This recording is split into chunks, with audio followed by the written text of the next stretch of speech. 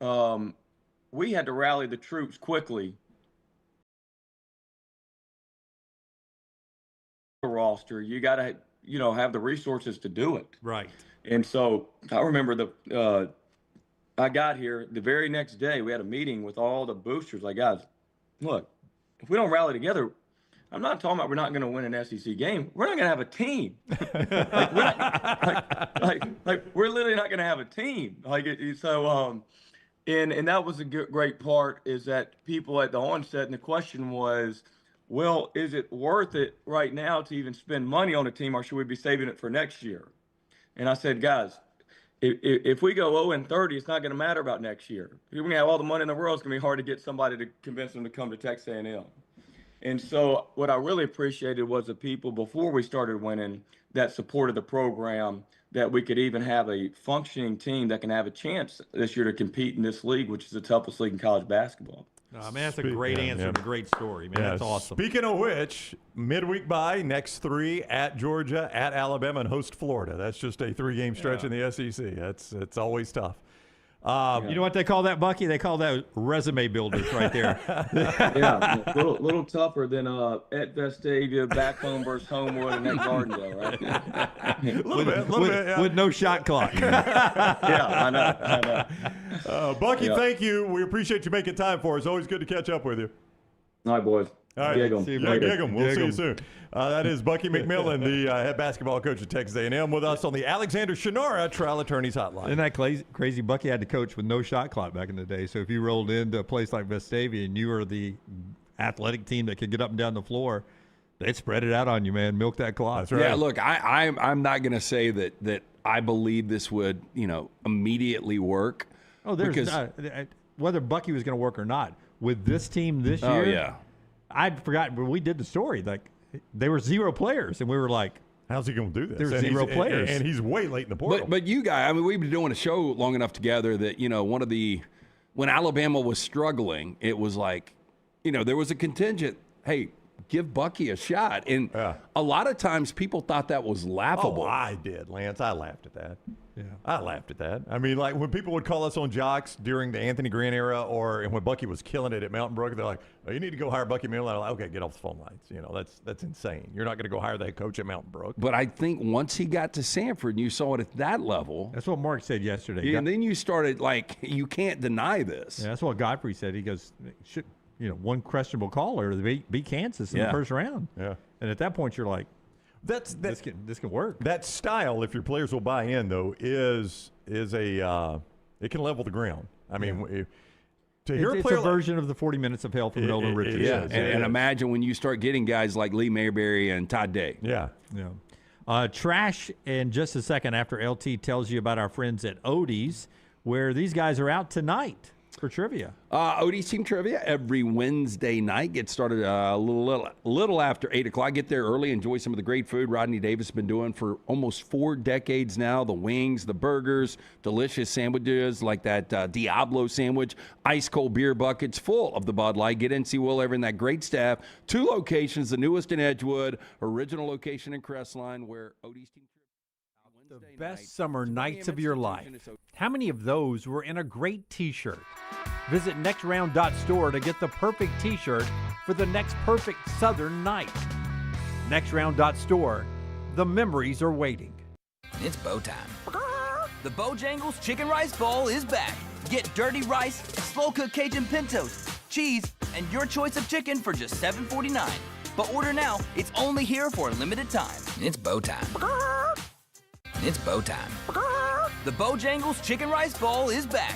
Get dirty rice, slow-cooked Cajun pintos, cheese, and your choice of chicken for just $7.49.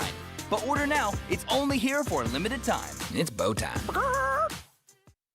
From driveways to interstates, accidents happen fast. The insurance company's response? Here's our offer. Take it or leave it. Leave it. Call Alexander Shinara Trial Attorneys. Over 250,000 clients. And no, they don't accept lowball offers. They fight, they win. Over $2 billion recovered. Call now for a free consultation. 659-777-7777 or alexwins.law. Physical office location, Birmingham. Jim Dunaway, Lance Taylor, Ryan Brown.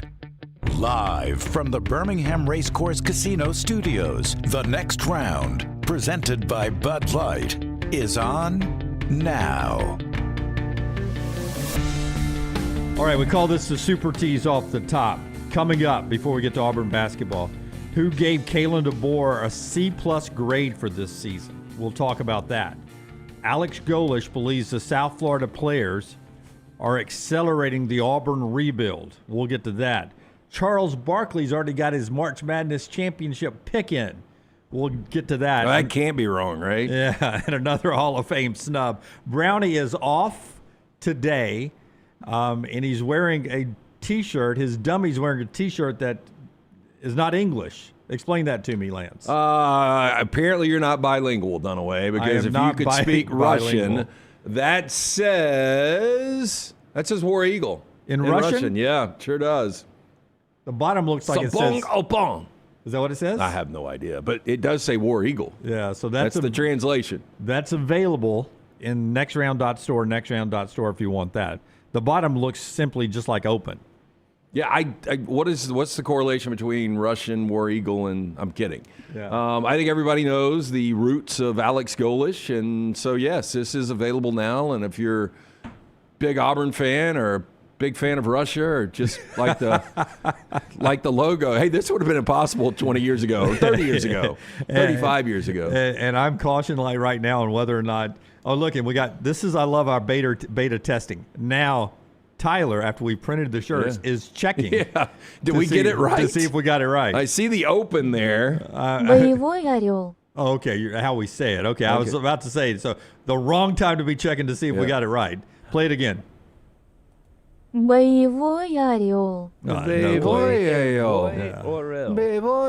be honest. I'm scratching. I hate foreign languages so much. That was the time I started to have to take it in high school and in college to get a degree. I was horrible at it. It's an interesting pet peeve. I tried Spanish. I tried French. I could never do it. I cannot do it. You do seem like somebody in high school that would have taken French just to have the love language. No, French ended up being what I passed in college because it was the easiest to learn, apparently. I've heard Spanish, but, I don't think any of us have been successful with that. I heard it's the most like the English language as far as like.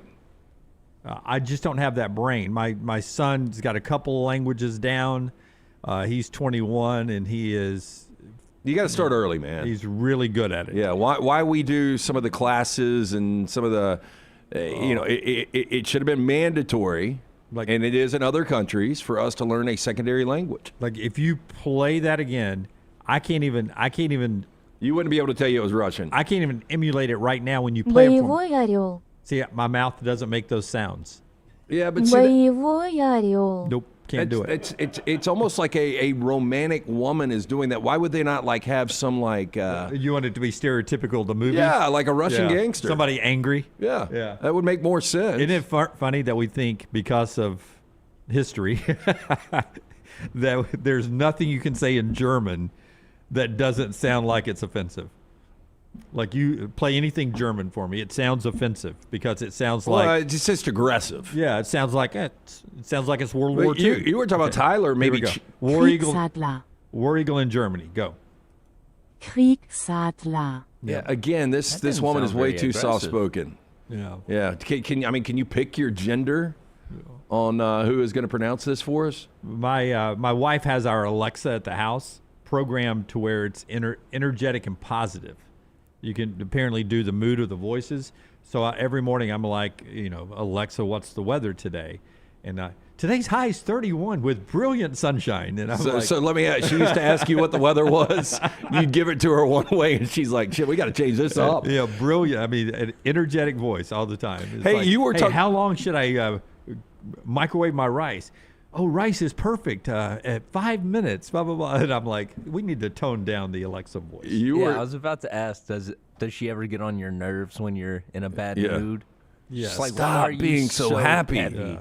Crane U brings us our look back last night at Auburn's big win over Texas as we talk a little basketball. off the top of the show here. Tell us about Crane U, LT. Yeah, look, get the Crane training you need today. If you're looking for that new career, maybe just need further training to advance your current one. Our friends at Crane U offer the comprehensive, state-of-the-art, fully stocked training facilities for mobile cranes, overhead lifts, or forklift training. If you want to use your own equipment, the team at Crane U will come to you. On-site, on-location training offered nationwide. Make the job easier, your job site safer. Crane U also offers certification, safety inspections to ensure the safest environment possible. Classes available monthly, so call or visit our friends at Crane U. Call 855 Crane U. Very important. Mention the next round, 10% off all the great services. For more information, craneu.com. All right, last night you're watching Auburn and Texas play, and in the first half, you see an unbelievable display of three-point shooting from Texas. They hit 8 first-half threes. They end up with 11. You rewind real quick. Texas, not one of the better three-point shooting teams in the country. They struggle at that, but they were having a feast on Auburn in the first half.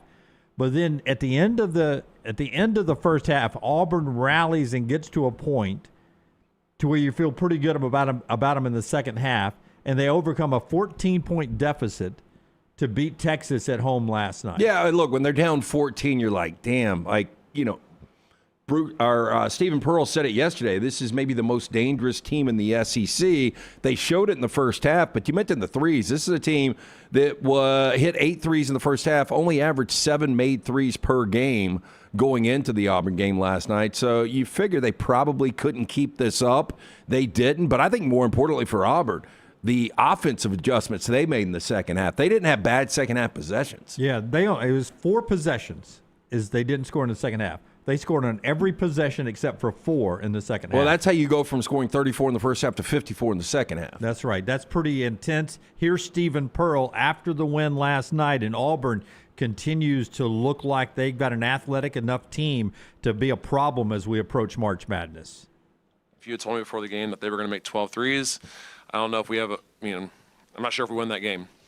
I can tell you one thing for certain. Our team a month ago would not have won that game with Texas making 12 threes. At halftime we get in there and, I'm like, guys, we should be down 20 right now, just based on how we played offensively and how well they played in the first half.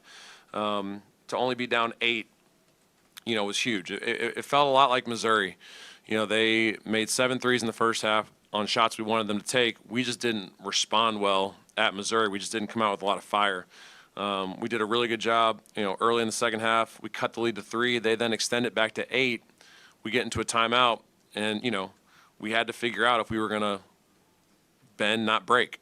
And our guys hung in there and just kept chipping away. I was really worried about this game. Obviously coming off of 3, two really good road wins, understanding how dangerous that team is, especially when they play really well in big games. And we were able to find a way to, grind out a win, and, proud of the guys. Now they play Tennessee on Saturday night, 7:30 up in Knoxville for that one. I tell you an odd prop, if you could have found it, was Keyshawn Hall, free throws attempted. And I know it's easy to say now the day after. He attempts 17, but this is a guy that leads Division I basketball in made free throws. You are playing a team by their own account. You heard their coach Sean Miller last week with one of the best sound bites we've heard this entire year. You knew they were going to foul, and they fouled a lot last night, and he goes to the line 17 times. Now, if you had Auburn minus 6.5, that missed free throw with 2 seconds left hurts you. But outside of that, that guy was gobbling points at the line. More on bad beats in a second, but Keyshawn Hall, 25 points in the final 20 minutes last night. He and Kevin Overton, really good for Auburn. But speaking of Sean Miller and his sound bites about fouls, the one you talked about that's now a trash open is fantastic. But he did it again last night. Auburn was 22 of 28 from the free throw line in the second half. Not in the game, in the second half. 22 of 28 from the free throw line. Here's Sean Miller afterwards. I think Auburn has an excellent basketball team. I thought we saw it on full display in the second half of tonight's game. We knew coming in that they were a real problem in terms of free throw attempts, getting to the foul line, their ability to attack the rim, get second shots. and do it in a variety of ways is really impressive. And we knew he had our hands full. We had no solution, man-to-man, guarding individually, guarding as a team. We just really could not stop them in the second half. There's not a lot of games where they shot, 20, they were 22 for 28 from the free throw line in the second half. It's almost impossible to do in a college game. But I give them a lot of credit. They put our guys in a position to foul, and we fouled the shit out of them. So the 22 free throws, just to put this in perspective, there were 2 teams in the SEC. By the way, only 4 games in the SEC last night. 2 teams that scored less than 22 points in a half. And that was South Carolina scored 20 in the first half against Florida. LSU scored 21 in the first half against Mississippi State. Auburn scored 22 from the line in the second half. Yeah, 22 from the free throw line in the second half. Yeah, I mean, look, the Sean Miller sound bites are great. I will say this, though. This Auburn team, obviously with 4 straight wins, they've won 5 of 6. They are rounding into shape right now, and as much as we maybe don't know about the SEC, offensively, to me, Auburn's become a really, really dangerous team. And, this is without Pettiford finding – he's shooting 36% from the field this year. He hasn't found his shot yet. Yeah, I always like to know end the game, one shot to win it, to walk it off, who's your go-to guy. Coming into the year, we would have said it was going to be Todd Pettiford. For sure. But I don't think the final shot of the game goes through Pettiford anymore for this team. Do you? No, I'm looking down on the block for Keyshawn Hall. I mean, he's a scorer, and if he doesn't score again, he gets to the free throw line. I mean, Kevin Overton was great last night. I thought Freeman off the bench, quality minutes, 19 minutes, 10 points. But the offense just really came together. And as you said, only 4 empty possessions in the second half. That's pretty incredible. I thought Richard Hendricks did a tremendous job as the analyst on the broadcast. And did you guys hear how excited he got when Sebastian Williams-Adams was playing defense on a guard? You know how you get switched off and all of a sudden here's Sway, a big guy, guarding one of their guards. And Richard was just going crazy on his foot movement and how he's keeping the guy from driving the rim on him. And he was getting really pumped up about the defense. I'm with you. And we can circle back to this later on if you want more time to think about it. But right now, despite Auburn beating Florida, I still think Florida's the best team in the league. Yeah, well, look, the way Florida bounced back last night was against a undermanned, not very good South Carolina team.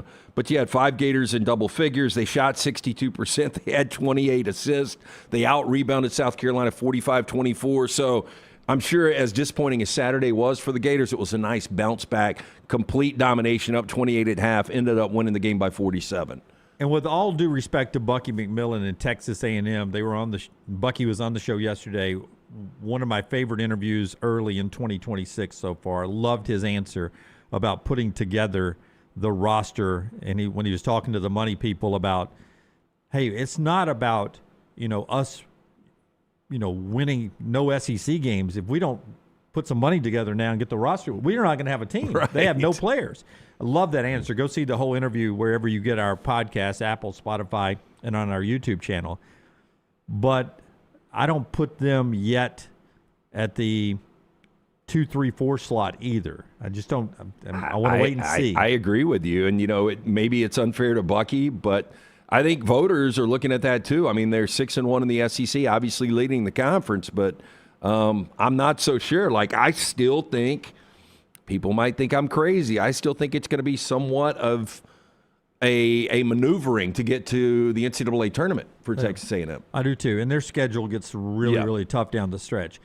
I've gotten three teams written down after Florida who I have top of the league. I think you've got Arkansas for sure. I've got Arkansas. I've got Auburn. We just talked about them, and I got one other team.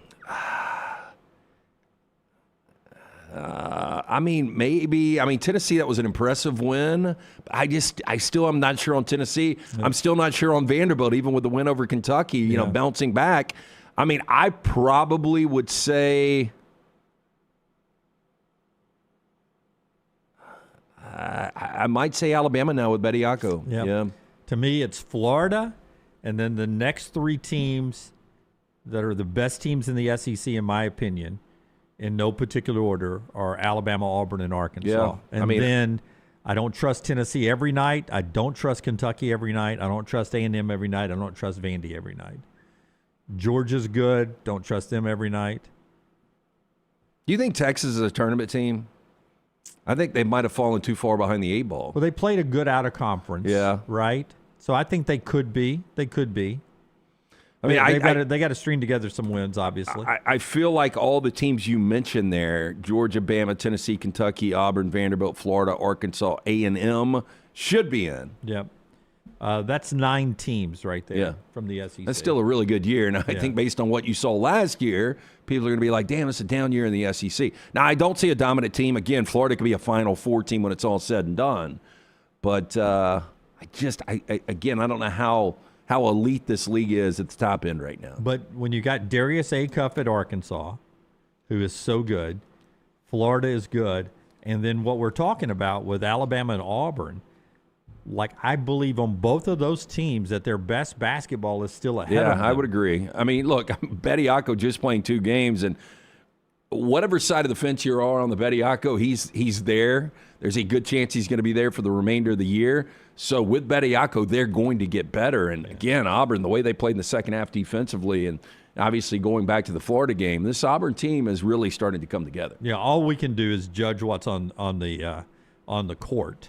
You know, it'll be up to the courts to decide whether Bediako gets to keep playing or not. But for the people that are actually playing basketball right now with him, and when Alabama gets healthy, I like what that team is. I love what this Auburn team is meshing into. They are hard to guard, and I mean it's only about 7 or 8 players that play, but they get after it. Here's Stephen Pearl last night on. I don't know if you were watching the game, Forrester. I know you were. Give me Forrester, big Auburn fan. First half of that game, it did not sound like typical Neville Arena to me. It seemed to be a little dead, and Texas had taken the crowd out of the game.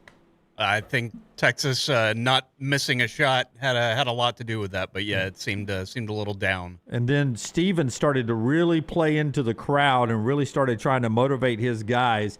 You had that technical early in the game on Kevin Overton. He bounced back and had a big game after that technical, but Steven had no problem, pushing his guys to fight out and get this gutty win last night. I think my guys have responded pretty well to me being a little more fiery in our huddles and our talks about like what we got to do to win games. I told our guys those last 3 games aren't going to make shots. Those last 3 games aren't going to get any rebounds. Those last 3 games aren't going to play any defense. We got to do that tonight. And, for the most part, I thought we did. So for me, it's just, just trying to stay consistent in my routine. And I know I say it a million times and you're probably tired of hearing it, but you can't get too high, you can't get too low. The best piece of advice I've ever gotten, it's never as bad as you think it is, but it's also never as good as you think it is. So right now, it's not as good as I think it is. I got to get ready for Tennessee now. And, they just won an overtime game against Georgia, so they're going to be playing with a ton of confidence. So those are kind of the things that, just for me, more importantly, is just trying to stay consistent in my preparation and my execution. So Auburn at Tennessee Saturday night, Alabama at Florida on Sunday at 12 noon on Main ABC. Florida beat South Carolina last night, ties the margin of victory in the SEC all-time for them against an SEC opponent, and the largest SEC margin of victory in 50 years, 95-48 last night. That was very women's hoop-like. Hey, I want to ask you, because you brought up the first technical in that game last night, and then late in the game, and you heard Richard Hendricks on the call, where was it Overton or was it Freeman that was dribbling on the baseline, and the ball actually hits Sean Miller? But it looked like the ball, like he had lost control of the ball. And Hendricks was like, that could have been called a technical right there. And they ultimately just called a foul, and they go to the line to shoot the free throws. But I was just wondering, if they went back and reviewed that, do you call that a technical? Or do they look at that and they're like, hey, ball's coming out. That's going to be Texas possession. It's up to the coach to stay out of the way. You know what I mean? So I would look at it for a technical. But the coach has only got so much room, right. And really, in an arena like Neville. But I just thought there's that was not a lot of room to move around anywhere. There was still a lot of meat on the bone as far as the game and which way that could have gone. So I thought that was really an interesting call they didn't get too much into, and something you really don't see, and there it is. I mean, I guess he is on the court technically. Yeah. But you see the ball is coming out, and he's really got nowhere to go at that point. Yeah, well, he's got a foot in. That's if he's toe tapping, that's a catch in college football right there. And that was Freeman, but it's more than likely he's going to get fouled, but he was losing the handle there. Yeah. No, but I mean, if I'm losing the handle, it could bounce where his foot is, and I've still got time to control it at that point. So he needs to get out of the way. But it's tough on those coaches. There's less and less room now that we've got the fans all up on the court everywhere, every arena. So that's basketball last night. Tennessee beat Georgia. Bad beat there, too, by the way. The Auburn game was a bad beat with the missed free throw and a half point. Forster doesn't gamble, but he said, man, that Georgia-Tennessee game is one reason why I would never think about it. Smurf Millender hit a layup in regulation to send it in overtime. He also hit a layup at the end with 0.6 seconds left when they needed a three. Yeah. I mean, there was after the last free throw made, there's 15 seconds and change, and the next score you get is that layup down 3 with 6 seconds left. First thing Forrester asked me when I saw him this morning, man, you didn't have Tennessee, did you? Minus the 1.5? No. Yeah. Good. That's a bad beat there because it didn't help the layup. They needed a 3, so it cut it to 1. How would you have reacted if you did?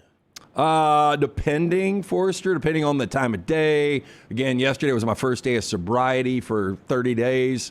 So, it just depends. Yeah. That would have been – it's pretty amazing when you talk about these odds makers and how these numbers come down to it. But, I mean, both of those games, Auburn, Texas, Georgia, Tennessee, right on the number. Half points. What happened yesterday for Alabama basketball and Charles Barkley's way too early March Madness pick, or maybe it's not, all coming up on the show. This brought to you by our friends at Odie's. What was the question last night? I was not there last night. Oh, okay. So tell us about Odie's. Yeah, Odie's Tavern, great place to go. They did have Odie's team trivia last night, though, and we do that every Wednesday night at the original location. Brown was in Mobile. I was still a little beat and battered from the West Coast, so took the night off, but they never take the night off at Odie's. Tomorrow night, Saturday night, live music, great food every single day from our man Rodney Davis. The wings, the burgers, the sandwiches, ice cold beer buckets full of the Bud Light. It's a Birmingham institution. Get in either location, the newest in Edgewood, the original location in Crestline. Go see Will Haven, that great staff. It's Odie's Tavern. And our friends at the 55th annual O'Reilly Auto Parts World of Wheels Custom Auto Show. It is tomorrow through Sunday at the BJCC North, South, and East Exhibition Halls. A family-friendly event with a show car competition for classic, customs, exotics, motorcycles, and a lot more. Plus, they have the Kids Worlds with costume characters, rides, and free Hot Wheel racing going on. And we get celebrity appearances here. Friday, you get WWE wrestler Rikishi. Very good. Okay. I've heard Brown mispronounce it. What is his signature move? It's the stink face. You got it. All right. He's Saturday, on a roll. Kevin Mack from Counts Customs on stage signing autographs. And Sunday, TV host and personality Courtney Hansen. What's she do? She's from various automotive-related TV shows. Never heard of her. But Sits on a hood nicely. in the car world, she is huge. Golden Riders Globe of Death motorcycle stunt team performing there as well, and a lot more. Get your tickets at the door or get discount tickets at any O'Reilly Auto Parts right now. Friday, Saturday, and Sunday. Doors open Friday at 3, 9 a.m. on Saturday, 10 a.m. on Sunday. It's the 55th. I think I've been to all of them. The 55th O'Reilly Auto Parts World of Wheels happening this weekend. All right, Alabama gets a big recruit in basketball yesterday. Caden Samuels picks Alabama over Georgetown, UConn, Kentucky were some of the finalists there. 6'4", 23rd according to On3 Sports out of the rankings.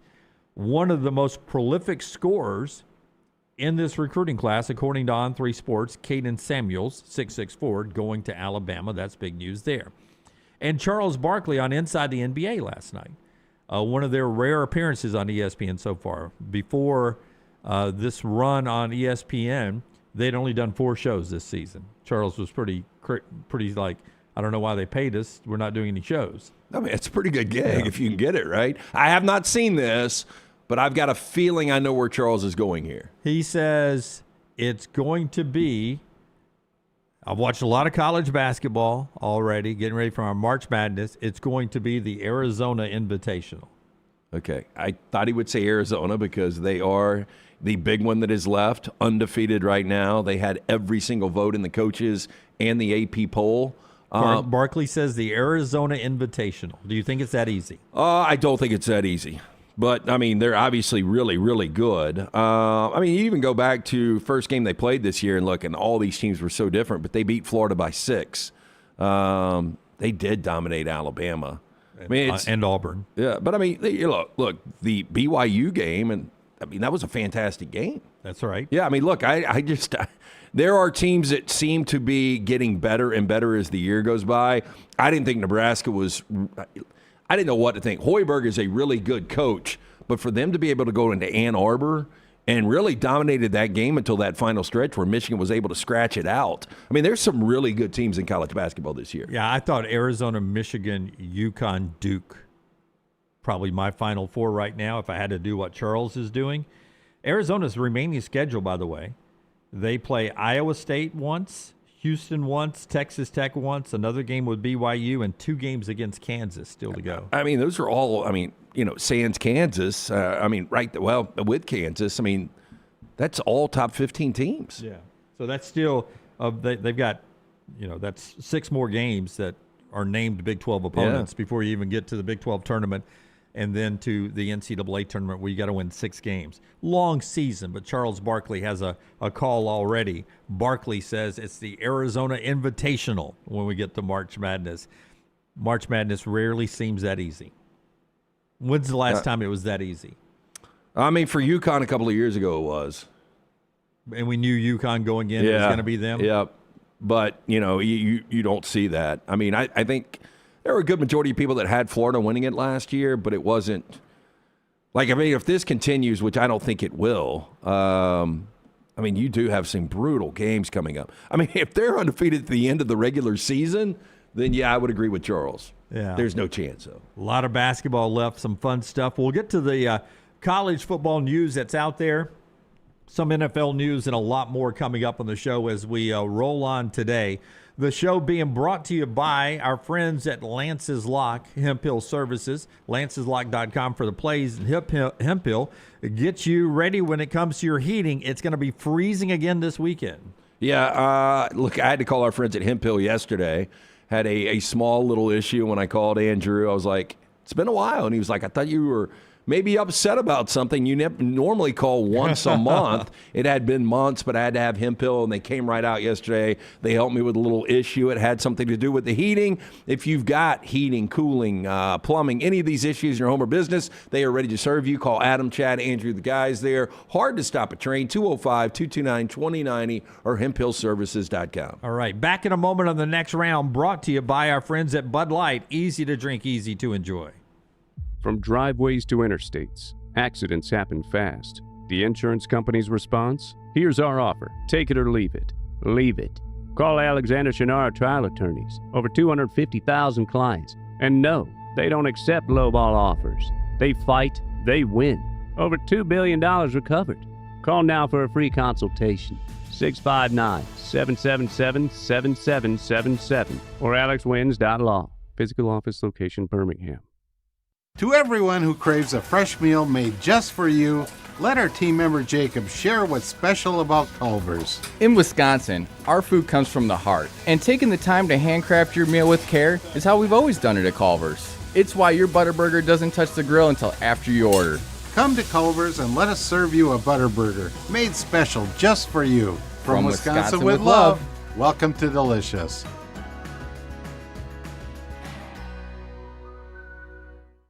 It's the O'Reilly Auto Parts World World of Wheels, January 30th through February 1st at the BJCC with customs, classics, hot rods, and more. Don't miss the Golden Riders motorcycle stunt team, plus BMX stunt teams performing outrageous stunts live. Friday, meet WWE star Rikishi. Saturday is Kevin Mack from Counts Customs. And Sunday, meet TV host Courtney Hansen. Bring the kids for free Hot Wheels racing, costume characters, rides, and more. Get discount tickets at all O'Reilly Auto Parts stores. Details at worldofwheels.net.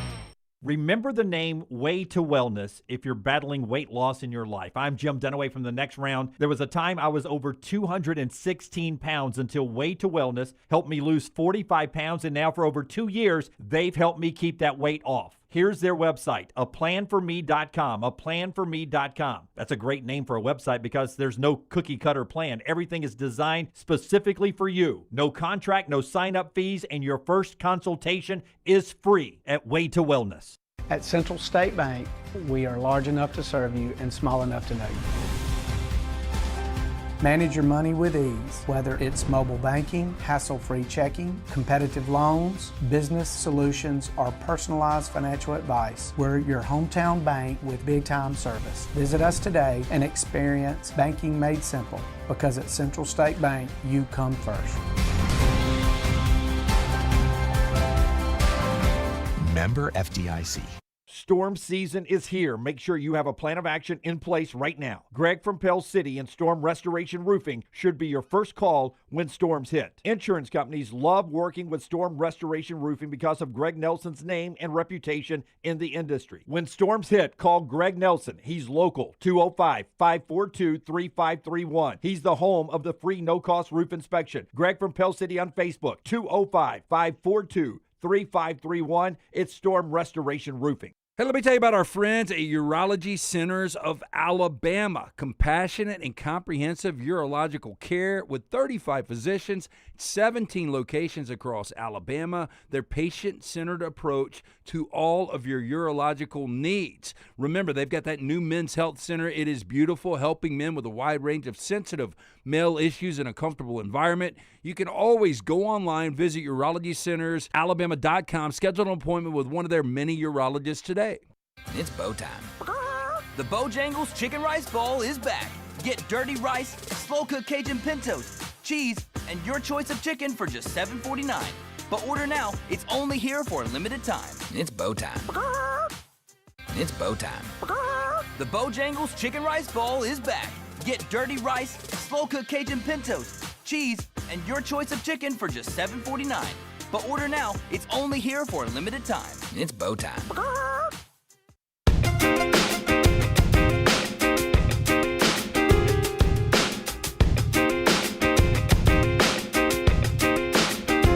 Back with you on The Next Round. Super Bowl, you excited about it? Nope. I didn't mean that. I forgot what happened. Yeah, That's I mean, on me. all good. My bad. I'm beat to hell and back, man. Yeah, that one's on me. I forgot what happened. I mean, let me try to pull myself away. If the Rams would have been 3-14 this year, never were in it, would I be excited about this Super Bowl? I don't know if I would be. I mean, it's pretty amazing that Drake May is here in year 2. They are way ahead of schedule. And the gauntlet that he has gone through defensively, and now he gets the NFL's #1 defense in this game, and the story that is Sam Darnold. I don't know. I mean, how much, sizzle is there, do you think, for the public with Seattle and New England? Yeah, I'm not fired up for it. I'll get excited, I guess, on Super Bowl Sunday to watch it. Drake May, to your point, third quarterback to reach the Super Bowl before he turns 24 years old. Name the other two. Roethlisberger? Ben Roethlisberger was the last to do it in 2005. Who was the first to do it before he turned 24?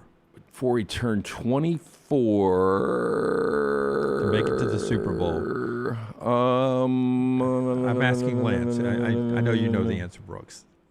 Do you? Does Brooks? I do. I think off the top of my head. Okay. Let's go to Brooks then. Go ahead, Brooks. Dan Marino? Dan Marino, yes.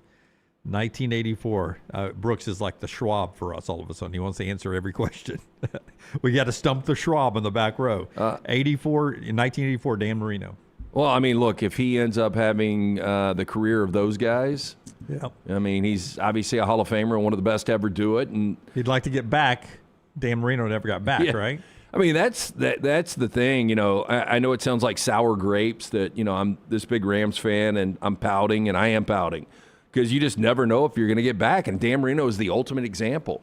To be able to get to a Super Bowl before he turns 25, to have the career he had, never had injuries, and to never get back there, it just shows you how difficult it is to do. I mean, there's still 4 organizations that have never been to a Super Bowl. Yep. I mean, the Bills have never won one. I mean, that's pretty crazy when you start looking at how difficult it is for teams to get to a Super Bowl and then ultimately win a Super Bowl. To college football, after I remind you, Johnston RV Center is at all the great RV shows that are going on this time of year, and you can go check out everything at both of the great Johnston RV Center locations right there on exit 304 on I-65 in Coleman and exit 334 in Decatur. You see the great models they have on their website as well, johnstonrvcenter.com, johnstonrvcenter.com, or you can call the number or text 256-957-1081. That number is on your screen if you're watching us. That Cherokee Arctic Wolf is there for you as well, and all the other great models for you this time of year. Great selection of travel trailers, fifth wheels, and toy haulers to get you camping coming up this spring. Also, interest rates coming down, and the banks are offering great financing terms. And go see them at the trade shows as well. It's our friends at johnstonrvcenter.com, always online there, and at both locations in Coleman and Decatur. Alex Golesh shows up. Kalen DeBoer was there too, but we do not have any Kalen DeBoer's visit to the Senior Bowl. The Bama head coach and the Auburn head coach traditionally makes a visit, usually on Wednesdays, down there. But Alex Golesh, the new coach of the Auburn Tigers, had a chance to swing by there, and he got asked a lot of questions by local media. Tyler, give me cut 7 first. I'm sure coaches love this question, especially when you're new on the job. Alex Golesh shows up at Senior Bowl, and he gets asked about Charles Bediako in basketball. Does the Charles Bediako do you think the Charles Bediako situation could affect college football? Here's Alex Golesh, new coach at Auburn. I wanted to ask you about what's going on in college basketball right now with Charles Bediako and how that could translate potentially to college football.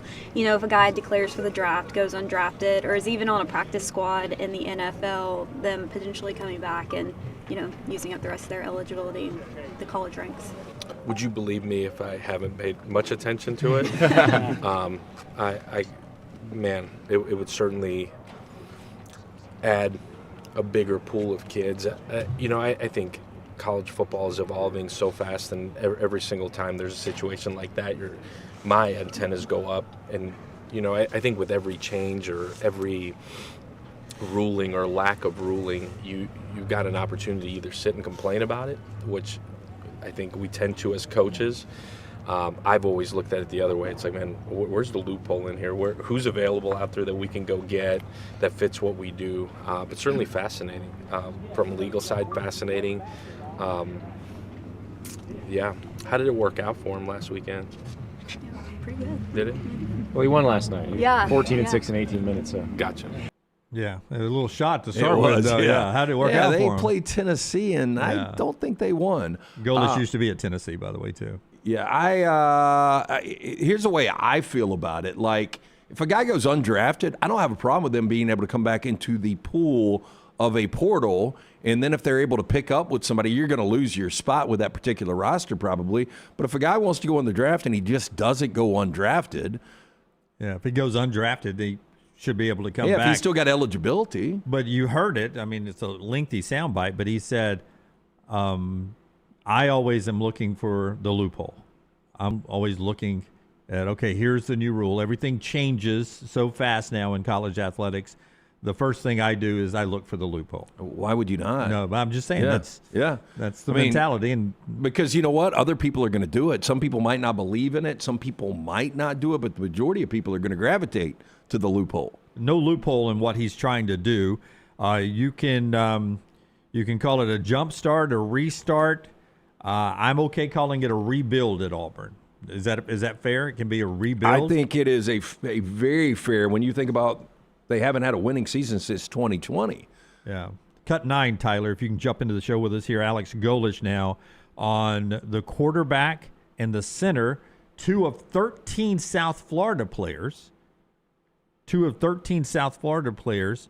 are now on Auburn, and he says it's actually speeding up the installation of the things he wants to do down on the plains. How much does having a center and a quarterback who played for you before speed up the installation of the offense? Monumental. I think absolutely priceless. It honestly lets you go to sleep at night a little bit, to where, like, we're not there right now. You got our young coaches there. Obviously, they're with the strength staff, but they're plugging already. And I think every day that you can get ahead offensively and you feel like there's continuity and rhythm, you got a chance to have success. You can kind of skip that first couple of games where people are figuring it out. Both Cole and Byram honestly let you sleep at night a little bit, and Cole has position flexibility. There's some guys in that room on the interior that have position flexibility, but I would tell you priceless. Priceless. It's speeding up the process for him. Yeah, I mean, it makes sense. Quarterback of your offensive line, your quarterback, both knowing this offense so well and both being so well versed with Alex Golesh. I think what's interesting coming into the season, where do we put Byram Brown as far as quarterbacks, the tiers in the SEC? Because I think he's at the top. I think there's a chance that going into this season he could be number 4, number 5. Okay, let me pull up if let's just say Trinidad Chambliss comes back. I think Trinidad and Arch are your 1-2s. Well, I think everybody is projecting that he'll be back. So I would say that those are your 1-2s. Then that next tier to me is you look at Sam Leavitt. You got Byram number 2. No. Okay. No. Okay. You got I would Chambliss. say Chambliss and Arch are 1-2 for me. Okay. And then right that next tier would be Sam Leavitt. Based on what I saw at Arizona State, especially 2 years ago, I would put. I mean, he's more productive than Lenore Sellers. He just is. Lenore Sellers might have more upside. I think Gunnar Stockton, Marcel Reed, Byron Brown, Sam Leavitt. That's that next tier. I mean, Stockton's really good. Yeah, but I mean, I'm putting him right there with Byron Brown. Okay, Keelan Russell, we don't know. No, have no idea. Yeah, so that's... I have no idea on this true freshman for Vanderbilt. I've seen enough material that he's behind those guys. We don't know enough of Aaron Philo. We don't know enough about the Tennessee kid. You don't know enough about Kenny Minchie, probably. He's at Kentucky now from Notre Dame. Kamario Taylor. I think he's going to be good, but he's definitely behind those guys. Austin Simmons at Missouri. Behind those guys. Yeah, you mentioned Sellers, George McIntyre, Arch, Marcel Reed. I mean, yeah, I had Reed in that next tier. And then true but I still would, Jared Curtis. I still would put Byron Brown over Reed. Yeah. Like Stockton and so I think I would have him the at only 4. one you're I think I would have him at 4. I think I would definitely have Trinidad, Arch, Sam Leavitt, and then I think I've got Byron Brown at number 4. ahead of Stockton. I think so. But it's really, really close. And then Marcel Reed. Yeah, I think I would have Stockton 3rd and then decide between Leavitt and Byron Brown. Well, I mean, look, Stockton has done it at this level. I know that Byron Brown has been one of the better Group 5 quarterbacks the last couple of years, but I don't think there's going to be much drop-off. Of course, I didn't think that with John Mateer, and there was massive drop-off. The show today being brought to you by a couple of our great sponsors.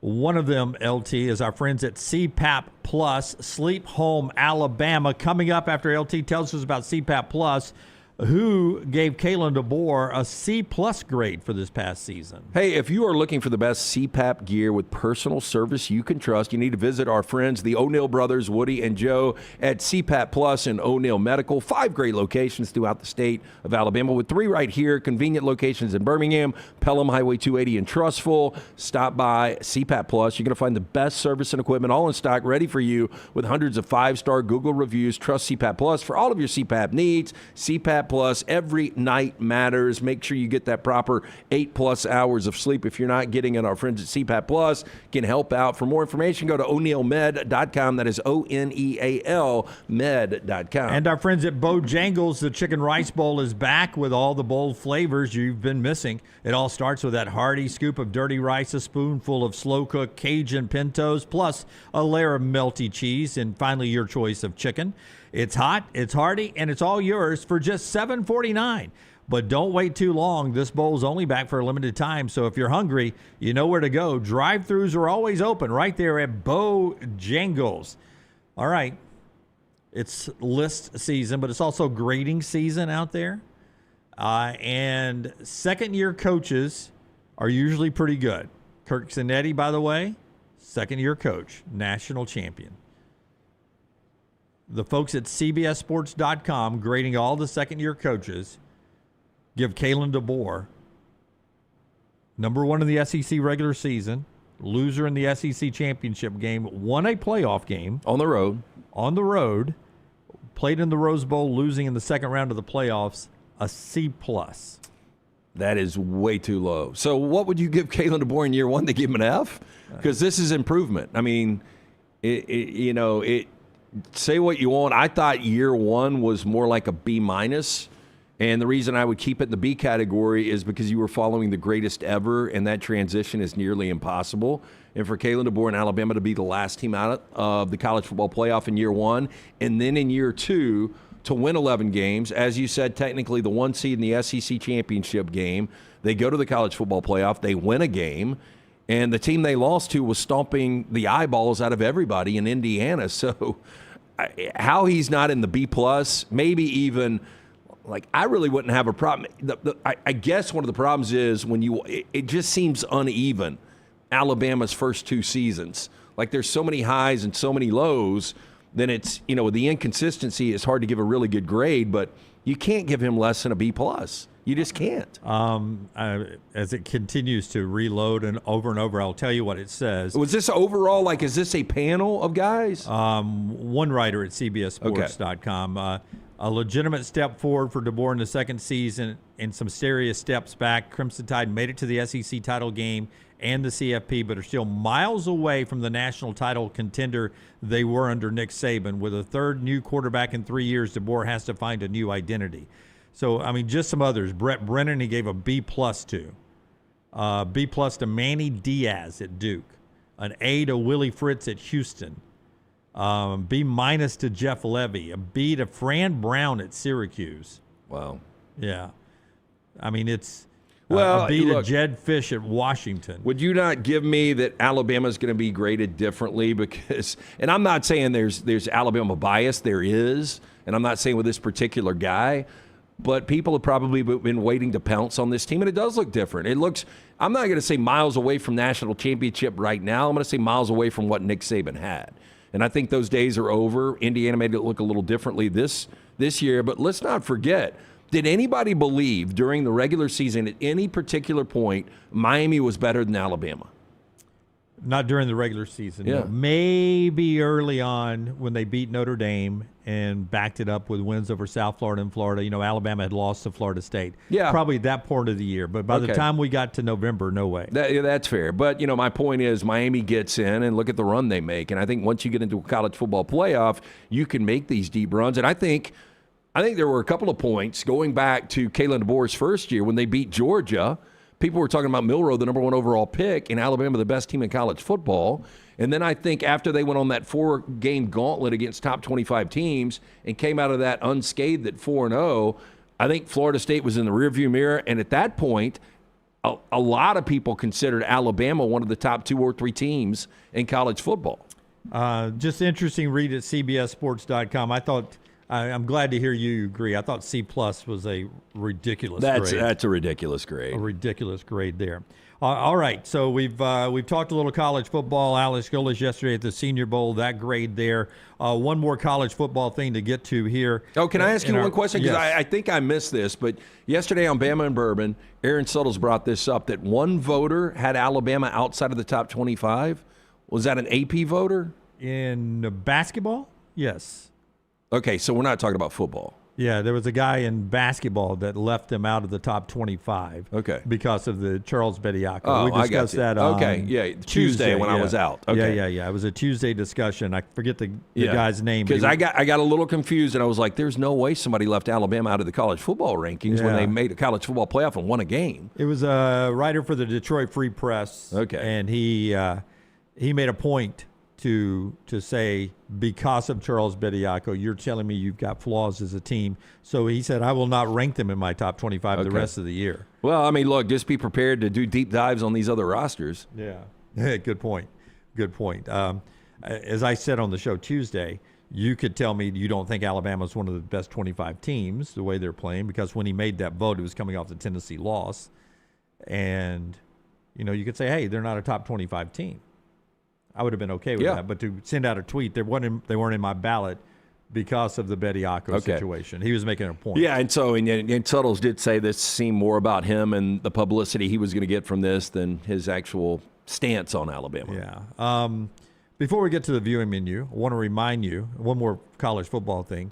The show today is brought to you by the great Alexander Shannara trial attorneys. And man, we love spending time with the folks that are with Alexander Shannara down there, because they're just good people that are rooted deep here in the Birmingham community. They've been that way for over 25 years. This firm has grown to 150 lawyers, supported by over 500 dedicated team members. It is a huge operation. They're elite at what they do. Trial lawyers that have recovered $2 billion by maintaining Alexander's core values of integrity, mastery, passion, and success. His mission was to create a firm that can handle issues that his community faced right here in Birmingham. The firm now handles not only personal injury claims, but claims for fire and storm damage, bad drug and device claims, disability, workers' comp, and a host of other claims.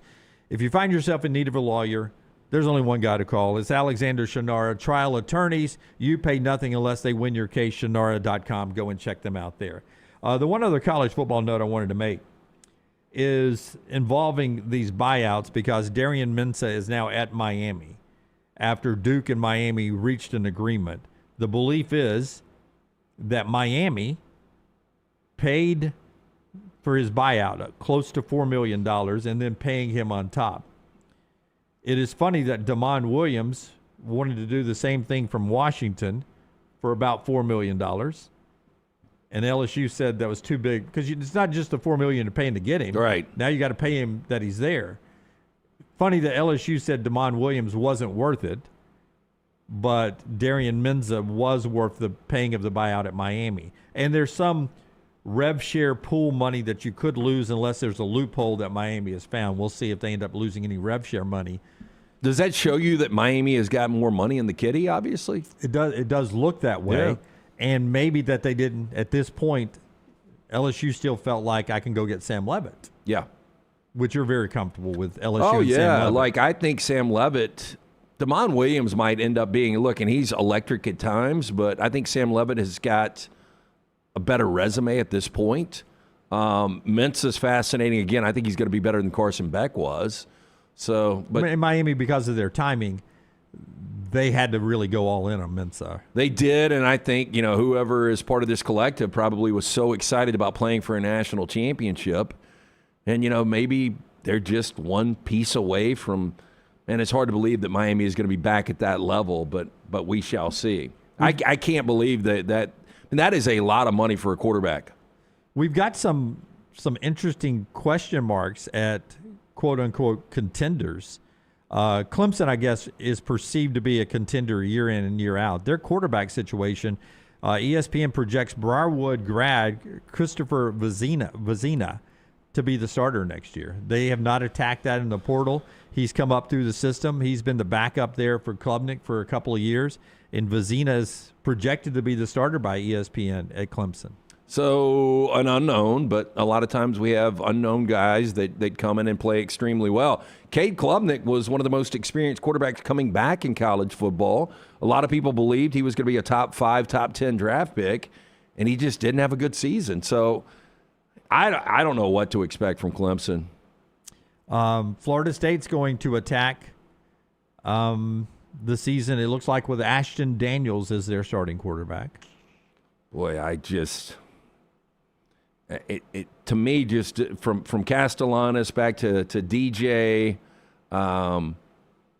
since Jordan Travis, they haven't gotten quarterback right. Quarterback's been okay. And Georgia Tech's going to go with Alberto Mendoza. They were close to being a playoff team the last couple of years. And he's very, very athletic. More athletic than his brother. Obviously can't throw it like his brother yet, but he's got the name. He's got the confidence. And, you know, when he did come in, look, they were up 50 every time he came in, but he looked good. It's funny, you mentioned Iowa yesterday as a possible contender for the playoffs. Is it Mark Gronkowski, the kid that was the quarterback? He's doing well at the Senior Bowl, but he's not at Iowa anymore. Right. They're going to go with Jeremy Hecklinski, one-time Wake Forest guy, or Hank Brown, one-time Auburn guy. So it seems like a step back in the quarterback room. It definitely does. Yeah, just some interesting quote-unquote contenders or brands there that have some questions at the quarterback position going into the new year. Michelson Laser Vision brings you the viewing menu today. Tell us about Michelson. Yeah, make the phone call I made way back in 2003. I had the 2200 vision. I was legally blind without the aid of contacts. After the procedure, only took 12 minutes for both eyes. 20/15 vision, better than 20/20. 205-969-8100. Ask for Amy. Tell her the next round sent you. She is going to hook you up with that hassle-free consultation. You have zero to lose to find out if LASIK is right for you. Dr. Mark Michelson, Dr. Jen Michelson, best in the business. 205-969-8100 or michelsonlaservision.com. All right. First off, I've got like a bit of a double feature tonight, possibly. The first movie would be Send Help. A woman and her overbearing boss become stranded on a deserted island after a plane crash. They must overcome past grievances and work together to survive, but ultimately it's a battle of wills and wits to make it out alive. It stars Rachel McAdams and Dylan O'Brien, is directed by Sam Raimi, and has been described as Castaway meets Misery. Yeah, you know, when we talked about this once before, that it gave me Misery vibes, and I actually brought that up on the show. You know, it's got that Lost feel to it, that the plane crash, and now all of a sudden the person he's been picking on in the office is now the alpha. Do you have a favorite Sam Raimi film? I like the original Evil Dead, but I think his Spider-Man trilogy is fantastic. I really like the Bill Paxton, Billy Bob Thornton, where they find the money on the plane. Why is this movie escaping me? You know what I'm talking about? Yeah, I can't think of the name. It was a plane crash and they're walking in the woods? Yeah, they're out hunting like in Minnesota, and Billy Bob was nominated for Best Supporting Actor for it. I cannot believe I'm not coming up with this. Yeah. Anyway, really, really good. I just started Letterboxd. Do you do that? Yes. The reason, because like I'll see something I kind of want to watch and I'll just put it in my notes. So I've done that, and I guess every time I watch a movie, I'm going to put it in there. Is that the way you do it? Yeah, I've got several lists on my Letterboxd profile. Like I'll have, 2024 movies ranked, 2025. I'd started one for 2026, and then I've got different directors and franchises and stuff. And it's just it's the only way I can keep track of all the movies I watch. How many movies did you see last year? Do you know exactly? So for brand new movies, it was like around 110, and then for 2024, it was around 140. Okay. A Simple Plan is the movie I was talking about. Very, very good. But I want to see Send Help. Yeah, it looks really good. 91%, by the way. What's that? On the tomato meter right now for Send Help. Oh, it's gone down then because it opened to 93. Let's see. Next up is a movie called Iron Lung. It's an adaptation of a video game. And in a post-apocalyptic future after an event called The Quiet Rapture, a convict explores a blood ocean on a desolate moon using a submarine called the Iron Lung to search for missing stars and planets. And it is directed by the YouTuber Markiplier and also starring him. So that's really cool to see more YouTubers stepping into the mainstream theatrical experience. Also has Troy Baker, who does some great voice acting. And then finally, on Netflix, Season 4, Part 1 of Bridgerton. I've never seen an episode, but I know it's popular. Me either. Brown loves it. Yeah. Watched one episode. I had put this on the viewing menu in anticipation for Brown to talk about it because I know he likes it, and then he decided to not be here today. Yeah, the most interesting thing I thought about it was the classical current music that they would play. And so you'd be like, hey, what is that? And, I didn't even pay attention to some of the dialogue. The only thing I saw was the girl getting pegged by the tree. But Oh, okay. Yeah. Well, this season will turn its focus to Bohemian's second son, Benedict Bridgerton. Despite his elder and younger brothers both being happily married, Benedict is loath to settle down until he meets a captivating lady in silver at his mother's masquerade ball. And that's all I got. And that's what Tyler is watching tonight, brought to you by our friends at Michelson. Halfway through the next hour, Armando Salguero will join us to talk about the Pro Football Hall of Fame snub of Bill Belichick and a precursor to the Super Bowl. We'll talk to Armando coming up at around 2:30 the Central Time on the show. A lot more college football to get to on the other side on the show that's being brought to you today by our friends at Bud Light. Easy to drink, easy to enjoy. Take the next round anywhere you go with official Next Round gear. Buy yours today at nextround.store. Hop in. Injured in an Uber or Lyft? Here's the problem. Was it the driver's fault? The other car? The app company? Good luck figuring that out while you're trying to heal. Alexander Shinar Trial Attorneys, they've got a guy for rideshare accidents. And here's the best part. They don't get paid unless you do. You heal. They fight. One call, 659-777-7777. Or visit alexwins.law. Alexander Shinar Trial Attorneys. Because rideshare accidents need an experienced team. Physical offices, Birmingham.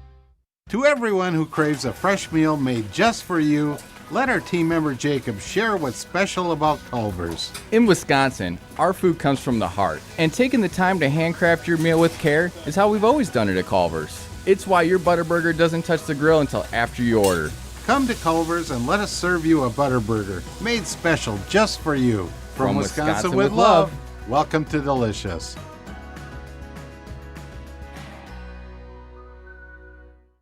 It's the O'Reilly Auto Parts World of Wheels, January 30th through February 1st at the BJCC with customs, classics, hot rods, and more. Don't miss the Golden Riders motorcycle stunt team, plus BMX stunt teams performing outrageous stunts live. Friday, meet WWE star Rikishi. Saturday is Kevin Mack from Counts Customs. And Sunday, meet TV host Courtney Hansen. Bring the kids for free Hot Wheels racing, costume characters, rides, and more. Get discount tickets at all O'Reilly Auto Parts stores. Details at worldofwheels.net.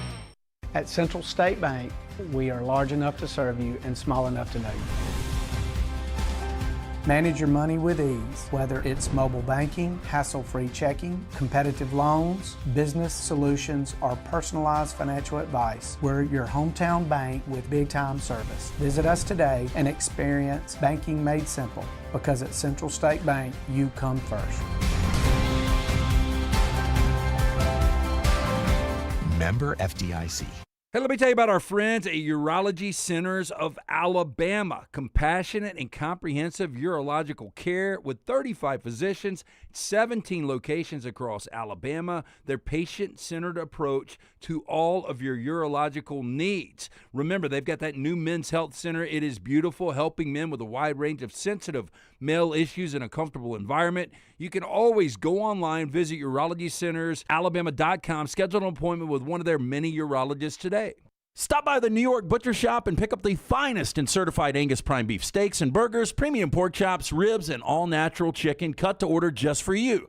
Their chef-prepared entrees and side dishes are the perfect dinner-to-go choice for your family and are ready to heat at home. With a great selection of fine wines and desserts, the New York Butcher Shop is your one-stop dinner shop. 2 locations to serve you, Cahaba Heights and on Highway 119 in Greystone. The New York Butcher Shop, rare quality, well-done service. Remember the name Way to Wellness if you're battling weight loss in your life. I'm Jim Dunaway from the Next Round. There was a time I was over 216 pounds until Way to Wellness helped me lose 45 pounds, and now for over 2 years, they've helped me keep that weight off. Here's their website, aplanforme.com, aplanforme.com. That's a great name for a website because there's no cookie-cutter plan. Everything is designed specifically for you. No contract, no sign-up fees, and your first consultation is free at Way to Wellness. It's bow time. The Bojangles Chicken Rice Bowl is back. Get dirty rice, slow-cooked Cajun pintos, cheese, and your choice of chicken for just $7.49. But order now. It's only here for a limited time. It's bow time. It's bow time. The Bojangles Chicken Rice Bowl is back. Get dirty rice, slow-cooked Cajun pintos, cheese, and your choice of chicken for just $7.49. But order now. It's only here for a limited time. It's bow time. Jim Dunaway, Lance Taylor, Ryan Brown. Live from the Birmingham Racecourse Casino Studios, the next round, presented by Bud Light, is on now. All right, we'll talk NFL football in the second half hour of this hour number 2 of show number 1121 today of the next round. Jim Dunaway, Lance Taylor, Ryan Brown is off. Congratulations, by the way, to the Brown family. Anna Kate, oldest daughter of the Browns, Ryan and Jen, went through her white coat ceremony last night as she's becoming a nurse, and we all know how important nurses are to people in need in America to make the health system work. All due respect to the doctors, the nurses are the front lines of everything, and just admire anybody that goes into that field, and congratulations to AK. Yeah, look, great kid, and just hard to believe how fast they're growing up. Yep, so fast. So congratulations. Brown back with us tomorrow. By the way, tomorrow we'll broadcast live from down at the O'Reilly World of Wills, down at the Civic Center Exhibition Halls, and we'll be down there for our show live. Normal time, normal show, and I appreciate a number of you already, and some of you are still waiting to reply to me. We're going to do a fun little Family Feud style game tomorrow during the show, and I've been polling a lot of you for answers. So if you've check your DMs, if you see if you got a DM from me today, maybe some more tonight, and we're polling our audience and getting answers to some questions that we'll play a little Family Feud on the show tomorrow from down at the World of Wills. Tell us about Inverness Country Club, and we'll jump back into what's happening in college football. They have memberships that fit everyone. If you're a golfer, man or woman, they've got a great golf membership there. Of course, the social membership. Summer will be here before you can believe it. They've got that cabana, the resort-style pool, clubhouse and dining, newly renovated. The food is fantastic. To check all of these amenities out, again, they've got memberships that fit everyone. Best days happen there. Go to iccalabama.com. That is iccalabama.com. Okay, so I want to ask you, are you buying, selling, or holding on these coaches in college football? And we're going to use the SEC as a starting point, okay? Buy, sell, or hold for these coaches.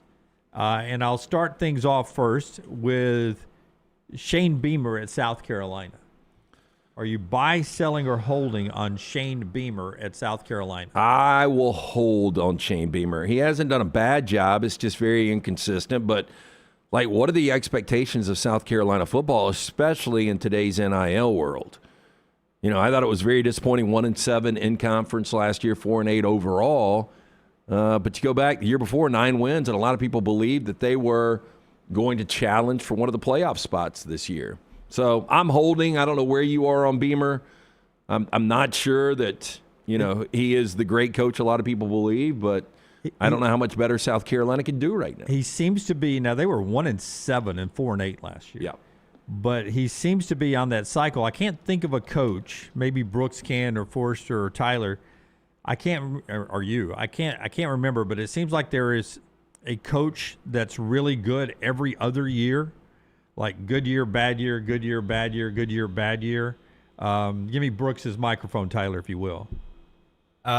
Maybe doesn't have quite the drop-off that Shane Beamer had, but Kirk Ferentz at Iowa is a good example of that. He might go 7-5 one year, and then he turns it around and goes 10-2, and then drops back down to 7-5. Yeah, but he never really has those bad plummeting years. Yeah, not 4-8. No. But it is like every other year. Gus was that way at Auburn. Yeah. Yeah, but he didn't really have the 4-8s either.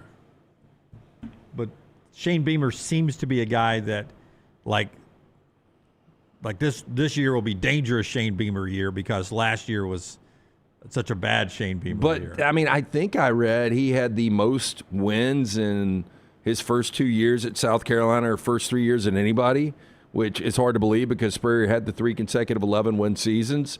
But, I mean, Beamer right here, just to look at it, 7-6 first year, very good. 8-5, second year, very good by those standards. Then 5-7, not great. 9-4 last year, then 4-8 this year.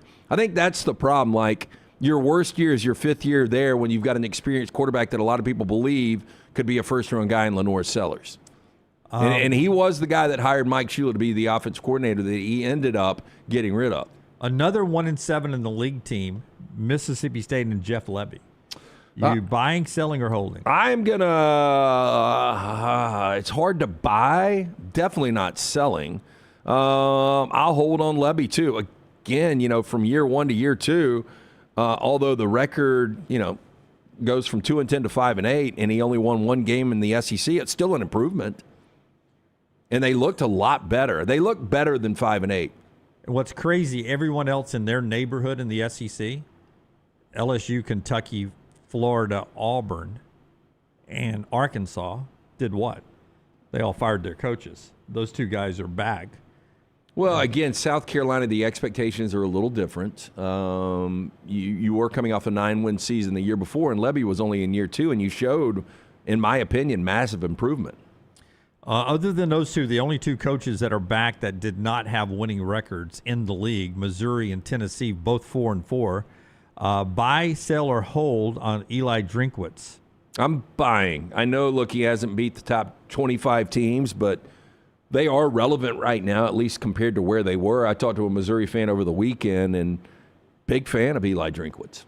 And then Josh Heupel at Tennessee. Buy, sell, or hold? I'm going to buy. Look, just was in a college football playoff. Now, and here's the strange thing. We didn't have a big expectation because he didn't get quarterback, or at least it didn't feel like he got quarterback right when Nico takes off and you've got Aguilar coming in. With McIntyre, the quarterback situation might be worse, and the record could be another 7 or 8 win season. And if I'm a Tennessee fan, you finally got to 10 wins again. You got us to a college football playoff, and then back-to-back years we're not there. Right now I would buy him, but boy, I could sell him quick next year if we have a repeat of this year. There were 4 coaches that most people thought would get fired outside the SEC that were retained. Tell me if these 4 can turn it around. One of them is Mike Norvell at Florida State. I do not think he can. I think he had really the one-off really good season where, unfortunately for them, Jordan Travis gets hurt. Would it be fair to say that he's on like when we do our off-season hot seat list, he's on it? Got to be. With these last 2 seasons, yeah. Mike Locksley at Maryland. A lot of people did not think he'd be back. He's back. Do you think he turns it around by Maryland standards? Does he turn it around? Yeah, the thing with Locksley, it's kind of like Shane Beamer. What are the expectations at Maryland? Like, I never really remember. The best Maryland team I remember was Ralph Friedgen. I think they won 10 games and went to an Orange Bowl. I would say going to bowl games is. I mean, it's pretty incredible that Locksley has been a head coach for, let me see here. Since 2018. 3, 4, 5, 6, 7, 8, 9, 10 full seasons going back to New Mexico. In 10 full seasons, how many winning records do you think he's had? 3. 3's right. Yep, 3 is right. So in baseball, it gets you in the Hall of Fame. Yeah, I think I would say, yeah, it does. 17-48 in conference. I'm selling him. I mean, he's 2-16 his last 2 years. And again, I don't know what the expectations at Maryland are, but what were the expectations at Indiana? Luke Fickell at Wisconsin.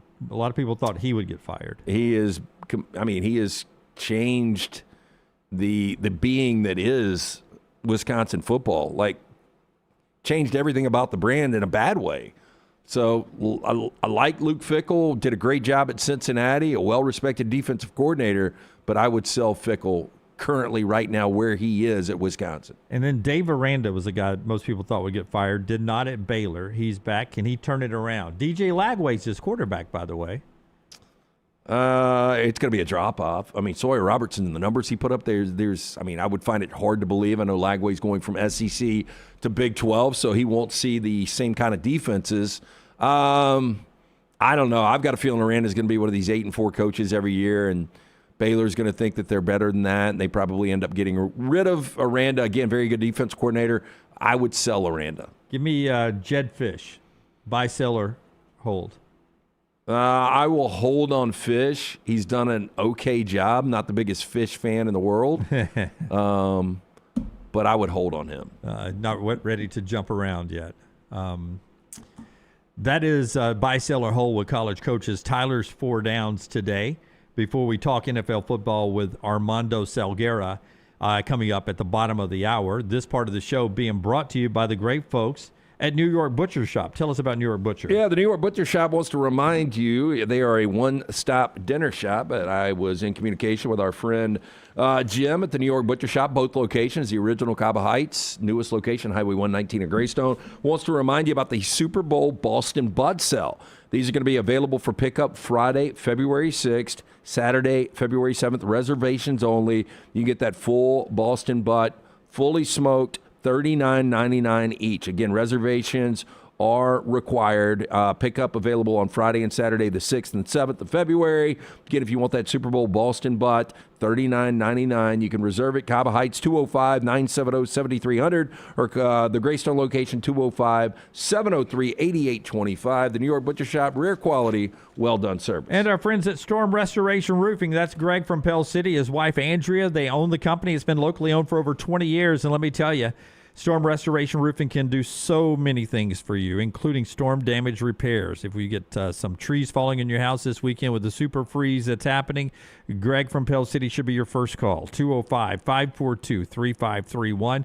542-3531. He's A-plus rated with the Better Business Bureau. He offers a variety of services, not just storm damage repairs, roof replacements. He gives you a free, absolutely free roof inspection. He lets you know if you got any loose shingles, some cracking, water entry points that can do devastating damage to your home. Free no-cost roof inspection, 205-542-3531, online at stormrestorationroofing.com. Look him up on Facebook, Greg from Pell City. He's got a soft wash program right now that can make your roof look brand new. Your roof may still have 5 years of life in it. It may just look like crap because of the sun staining and damage done in the southern heat. He's got a soft wash program that can help you look good, especially if you're putting it on the market this year. 205-542-3531. It is Storm Restoration Roofing. Let's do 4 Downs. First down. All right. And Scott and Brooks, if y'all want to chime in, I've got y'all on as well. First down is pitch me a story for a modern-day Seinfeld episode. Okay, I like this. Lance never watched the show, so can he go curb? I can go curb. Yeah, you can go curb. Okay, so I need a mattress. I literally do need a mattress. And so I am going into a mattress shop, and I am laying down on mattresses like all over the place and just having the most random conversations with the mattress salesman in there, the salesperson. I got to fine tune this a little bit, but you see where I'm going, right? Yeah. I see the foundation. Yeah. For me, it's George and Jerry going through TSA check, and George is trying to convince the guys that he does have a star ID. He's colored it in with a Sharpie, and it's smearing off, and Jerry has moved ahead of him in the line, and George is trying to get Jerry to come back and help him, but Jerry's ignoring him, like doesn't know who that crazy guy is, and then George gets detained and body searched and all of that. Yep, all to avoid the fee. All to avoid this, however many dollars it is. So that's mine. That seems like that would really work. That would work. That would work, yeah. I'm imagining Kramer with something with AI. Oh. I could see it, yeah. He's got an AI scheme. He starts an AI data farm in his apartment. Or somebody deep fakes Kramer. Or something I was thinking, Jerry, something with a dating app, something of that nature too. Oh, dating apps would be a good Seinfeld thing. But wouldn't George be the one on the dating app? 100%. Yeah, you're probably right about that. Yeah, Kramer didn't need it. George would have done it, and would have used a fake picture, no doubt. Would have been good. What about you? Let's see. Elaine could accidentally be an influencer by posting TikToks of her strange dancing, and then doesn't realize that when it becomes a trend, people are doing it ironically to make fun of her. They think that She thinks that everybody thinks that she's a great dancer. Yeah. Her Christmas card, if you remember that episode, would have been on OnlyFans. Oh, yeah. I do remember that. That was Kramer's line was like, is that a nipple? It was always really good. All right. Let's do second down. Second down. The song Forgot About Dre by Eminem and Dr. Dre released 26 years ago today. Wow. What's the number one hype song for you? Till I Collapse. Yep. That's a good Nate answer. Dogg and Eminem. Great tune. Eminem One Shot. I mean, that gets me going. Still to this day, right? Lose Yourself. Lose yourself. You only got one shot. Yep. Thunderstruck for me. That's a good pick. Did the Alabama Nick Saban days get that one going for you, Forrester? No, it's probably happened before then. I was going to go Enter Sandman. Enter another good Sandman. pull. What about you? Did I not say mine? You may have. I have a lot going on in my head today. I can't remember if I said You mine didn't or say not. yours. Yeah, say it again. You've got a lot going in your head today, movie guy. Oh, Till I Collapse was mine. Yeah. Wow, so we got the same one. Yep. That's wild. Third down. See, if we were if I was your psychiatrist, your therapist, I would just say there, you think you're Lance. Lance said his. And in your head, you heard you saying it through Lance's mouth. There's a little, that's what I would say something. There's You something. did reply to me saying Till I Collapse, and you were like, yeah, that's a good one, but you didn't say that was yours. Yeah, I didn't say that was mine. Very interesting. You wouldn't have gotten past Psychology 101, Jim. with I wouldn't that have answer. Third down, the movie The Moment starring Charlie XCX releases this weekend. So it is supposed to satirize what it's like to be a pop star in the social media era. So what's the number one tip you guys would have for anyone in a public-facing or personality-based career? Don't pay much attention to social media.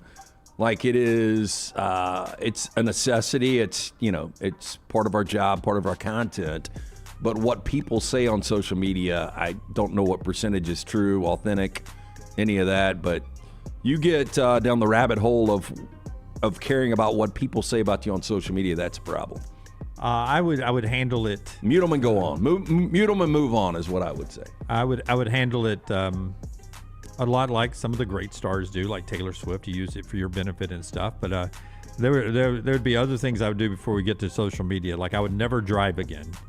Like I'd always have a driver and a security team, and I'd have a business manager. And so I'd Wait, what level are we talking about here? I meant more so. I'm a pop star, what right? Would you guys, like in your current life, recommend as a tip? I for thought I was a pop anybody? star. I was going to be. No, the movie's about the pop star. Yeah, that's what I was answering. Like if I was a pop star, this would be my advice. No, I would love to have a driver. Yeah, I'd love to have a private chef, and I would never drive. I'd have a security detail and somebody to handle my social media for me. My advice would be to interact with people who are nice to you. Like LT says, if you're just being a jerk all the time, then it's mute or don't pay attention to, just disregard. But if people are genuinely contributing, I always like to write back to them. And like the thing we're doing tomorrow on the show, we've gotten quick response from almost 100 of our listeners because we keep interacting with them on social media. And so I think that's important what we do. But if you're going to be a jerk all the time, no time for that. Fourth down. Oprah turning 72 today. They better come with heat here. Better career, Oprah Winfrey or Nick Saban? It's impossible when you always go Nick Saban. Why we throw him in there anyway? I mean, I would much rather have Nick Saban's career, but the worldwide impact, I don't know. I mean, I really don't pay much attention to Oprah. I know she's massive. Does she still have a show? I have no idea. She's got a TV network now, I think, if that's still going. I thought different of Oprah until I saw the Jerry Springer documentary. And when Jerry Springer doing midday TV the way he did it impacted the way Oprah did her television. then that said a lot to me about the impact Jerry Springer had. But Oprah, unbelievable business career, changed the way that genre of television was done for a while. But I mean, how big are how big is that genre anymore? I know Kelly Clarkson has a successful show that I've never watched once, but I see clips of it on my feed. Ellen was good for a while, but I only watched it because it was on right before my newscast when I worked in local TV at NBC 13. So. But really, your target audience there is either the stay-at-home housewife, the unemployed, the person maybe working the third shift. Like Stephen A. Smith was on General Hospitals again. He's got a reoccurring character. I haven't seen General Hospital since college. I was going to say, I tell didn't you know it was still they were on. making new General Hospitals. Yeah, I mean, they showed it on Get Up the other day, or yeah, but I think there used to be a point in time where you had, 15 or 20 of these daytime soaps. I would say that number's more 3 or 4 now, maybe. Yep. Hey, by the way, the Oprah Winfrey Show ended in 2011. Yeah, 15 years ago. No idea, but she is a billionaire, right? Correct. Yeah. And the Dr. Phil Show, I believe, was started by her. Yeah, it was. I'm going to say Nick Saban. I'm going to go Saban too. And that's our 4 downs today, brought to you in part by our great friends at Gutter Cap. LT, tell us about Gutter Cap. When we come back, we'll talk NFL, everything going on leading up to the Super Bowl with Armando Salguero. Yeah, cap it, don't snap it. Our man Chris Stewart is awaiting your phone call. We'll come out, give you an absolutely free estimate. You will never have to clean those gutters again. 205-823-2212. It's a dirty, dangerous job. You get on the roof, slip, fall, snap the neck, and die. No good to the wife or kids. Call Chris Stewart today. Cap it, don't snap it. 205-823-2212 or guttercapbirmingham.com. Follow Brownie on Twitter and Instagram at Ryan Brown Live. Hop in. Injured in an Uber or Lyft? Here's the problem. Was it the driver's fault? The other car? The app company? Good luck figuring that out while you're trying to heal. Alexander Shinar Trial Attorneys, they've got a guy for rideshare accidents. And here's the best part. They don't get paid unless you do. You heal. They fight. One call, 659-777-7777, or visit alexwins.law. Alexander Shinar Trial Attorneys, because rideshare accidents need an experienced team. Physical offices, Birmingham. To everyone who craves a fresh meal made just for you, let our team member Jacob share what's special about Culver's. In Wisconsin, our food comes from the heart, and taking the time to handcraft your meal with care is how we've always done it at Culver's. It's why your Butterburger doesn't touch the grill until after you order. Come to Culver's and let us serve you a Butterburger made special just for you. From Wisconsin with love, welcome to Delicious.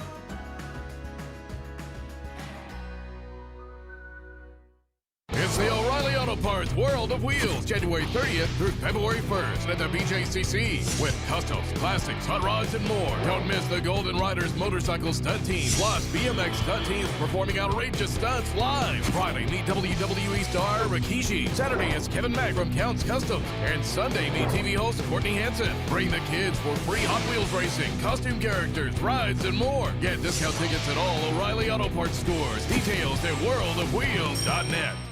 At Central State Bank, we are large enough to serve you and small enough to know you. Manage your money with ease, whether it's mobile banking, hassle-free checking, competitive loans, business solutions, or personalized financial advice. We're your hometown bank with big-time service. Visit us today and experience banking made simple, because at Central State Bank, you come first. Member FDIC.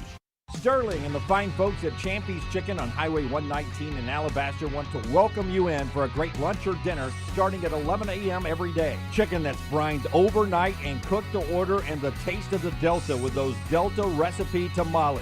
Champy's is perfect for all your tailgating needs this football season. You can also choose Champy's for your next party, wedding, or birthday. Great food, great people. Champy's Chicken on Highway 119 in Alabaster, and everything online at champyschicken.com.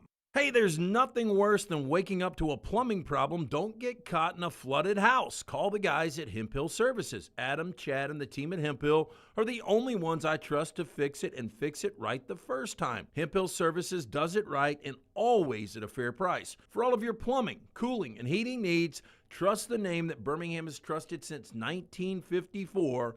That is Hemp Hill Services. Call now, 205-229-2090. That's 205-229-2090. Remember the name Way to Wellness if you're battling weight loss in your life. I'm Jim Dunaway from The Next Round. There was a time I was over 216 pounds until Way to Wellness helped me lose 45 pounds, and now for over 2 years, they've helped me keep that weight off. Here's their website, aplanforme.com, aplanforme.com. That's a great name for a website because there's no cookie-cutter plan. Everything is designed specifically for you. No contract, no sign-up fees, and your first consultation is free at Way to Wellness.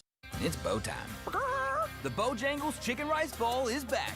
Get dirty rice, slow-cooked Cajun pintos, cheese, and your choice of chicken for just $7.49. But order now. It's only here for a limited time. It's bow time. It's bow time. The Bojangles Chicken Rice Bowl is back. Get dirty rice, slow-cooked Cajun pintos, cheese, and your choice of chicken for just $7.49. But order now. It's only here for a limited time. It's bow time.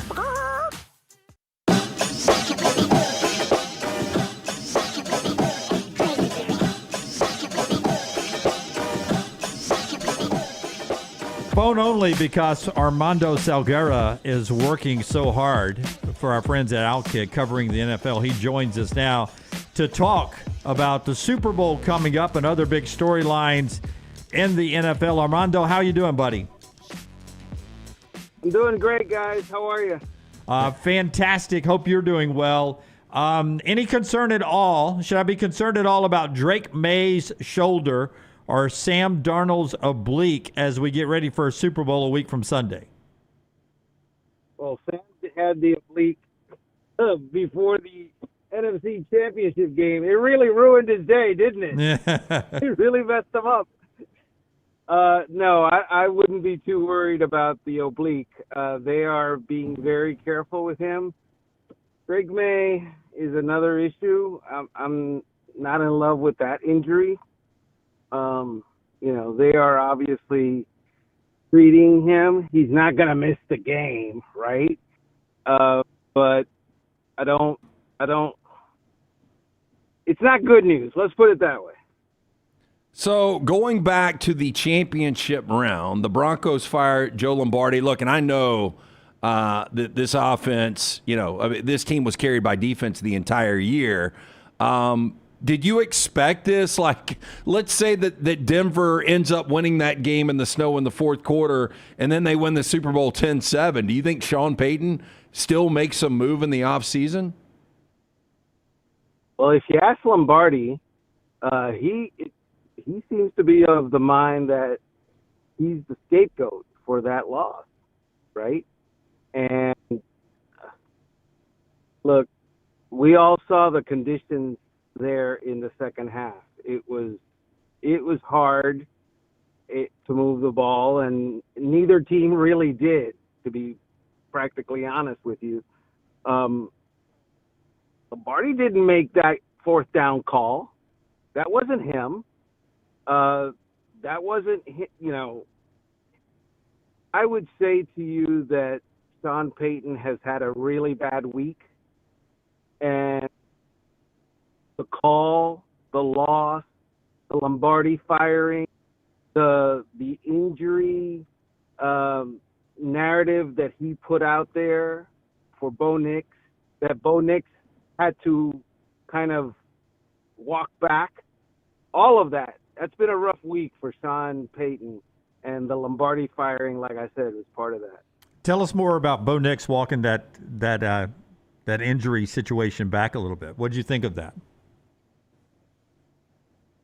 That's rare because Bo Nix is not often in the situation or of the mind to correct his head coach publicly, right? And when he said, Sean shouldn't be talking about my surgeries because he doesn't know how many I've had. Well, you're right. That's number one. Number two, thanks for telling us. Number three, now you go speak with Sean and get your guys' story straight.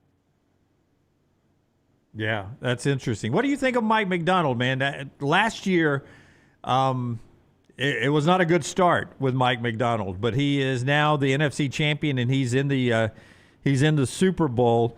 Around here, Ryan Grubb is thought to be a really good offensive coordinator who's come to help Kalen DeBoer reunite them, and they're going to move forward, rebuilding Alabama football. But in Seattle, the reputation is different. How has Mike Macdonald turned it around in a year?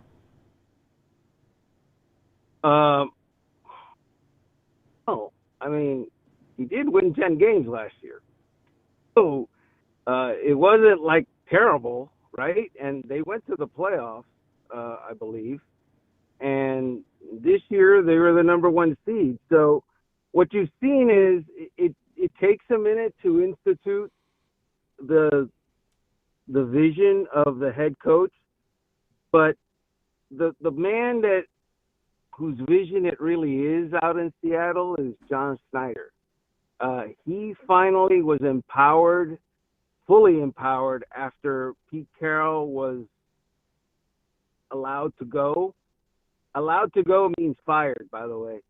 And he has put together a wonderful defense. They took a gamble at quarterback, trading away the known quantity of Geno Smith for the kind of unknown of Sam Darnold, and Sam Darnold picked up right where he left off in the regular season for the Vikings with the Seahawks. So it's been a win-win all around, and Mike Macdonald has the best defense in the NFL and had it all year long, and it's going to the Super Bowl. Okay, Armando, on the other side of that, I've been a Rams fan almost 46 years, and I got to be honest with you, I really thought at times this season it might be the best Rams team I've seen. 2001, that 14-2 team that lost to Tom Brady, that was probably the biggest miss in franchise history, being 13.5-point favorites in Super Bowl 36 and not being able to close the deal. But this is right there with it. That organization overall, I mean, there's a lot of different directions you can go. Do you believe Stafford will be back, and how is the organization overall, from what you're hearing, handling the loss to Seattle and not getting to a Super Bowl? What kind of question is that? No, I'm doing a Sean McVay impersonation after the game when he was asked about Matt Stafford coming back. I thought, dude, you're still a little hot under the collar after your cool off period. Basically climbing down the reporter's throat there. And Matt Stafford, I think he's going to come back. It's hard to walk away when you're that close. Having said that, there are family questions and family considerations at play. And the family is part of the reason he didn't want to leave Los Angeles, because they were already, situated. And even though he looked around, he decided he's not going to go anywhere. It's either going to be with the Rams or not at all. I'm sure that the Rams don't have a better option at quarterback than Matt Stafford at this point, because Matt Stafford is going to be the MVP. So do you just turn your back on the MVP? Of course not. You bring him back. You get on your hands and knees and ask him to come back. It's going to be up to Matt Stafford. And I would say today the chances are better than even money that he comes back. So it's hard to steal the storyline that is the Super Bowl coming up, the conference championship games, but it happened. You're a Hall of Fame voter, Bill Belichick, 20 seasons with the Patriots, 8 Super Bowls, 6 Super Bowl rings, and he is not a first ballot guy. I'm sure you were not one of the 10 that voted against Belichick or didn't vote Belichick. But just as a voter, I mean, the system, it's kind of maybe jumping the gun to call it a broken system right now. But behind the scenes, what do you think happened? Well, I'm not one of it had to be at least 11, right? Because you got to get 80% of the vote. There's 50 of us. And so you can get 40 votes and you're in. If you get 39 votes, you're not in. And And that's apparently what happened with Belichick. At least 11 people voted against him. Of course, I wasn't one of them. I presented the guy. I was his presenter. So, yeah, I was for Bill Belichick getting in the Pro Football Hall of Fame. And my sense is that, different people had different trains of thought. I don't agree with practically any of them.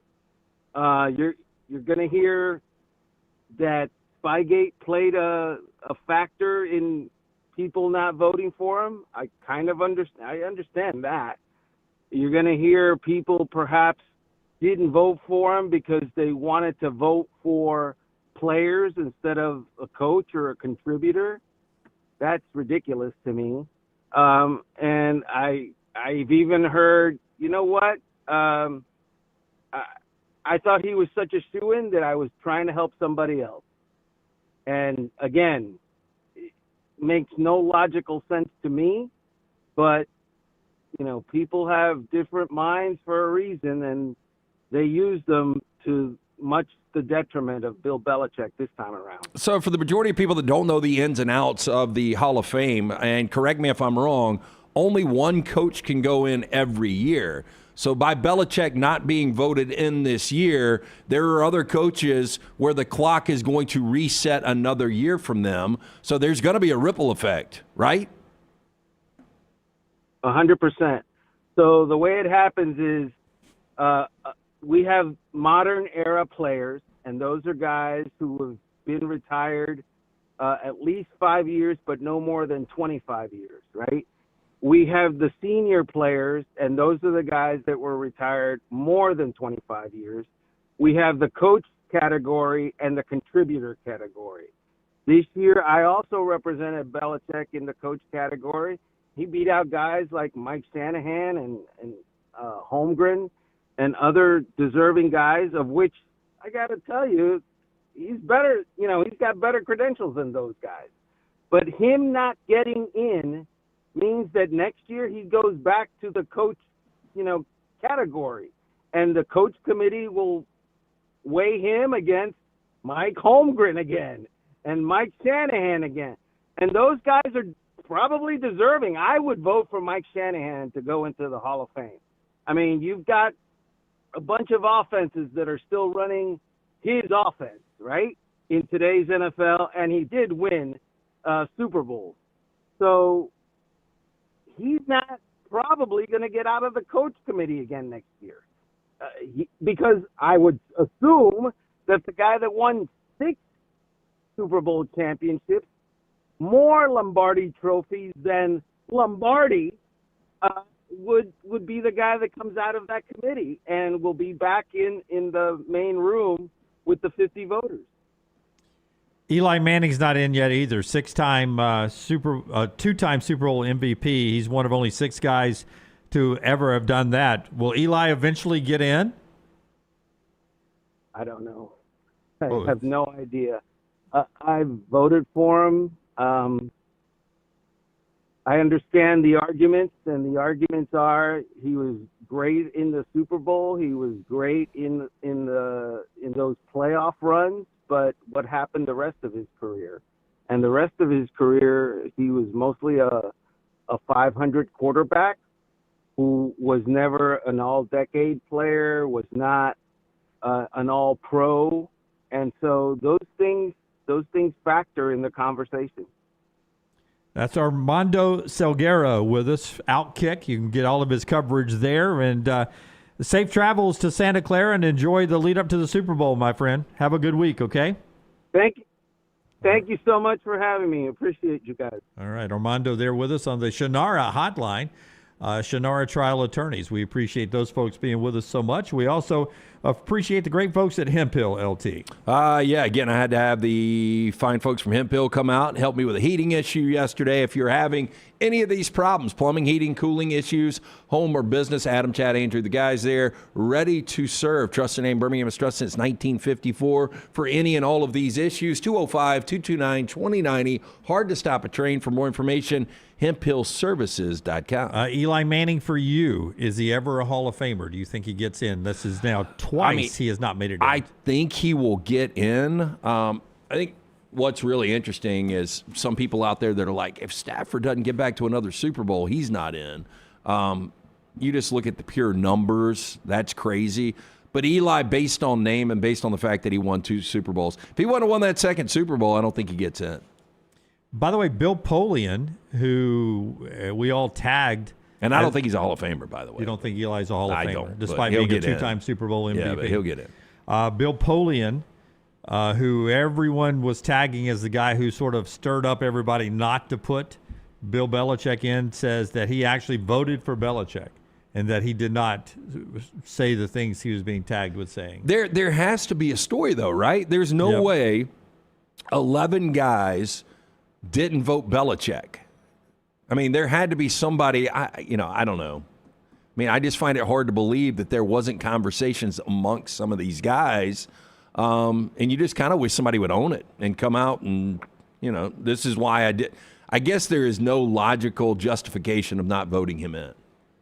John Gruden says he turned down an inquiry from the Jets to be their head coach before they selected Aaron Glenn. Do you believe he turned them down?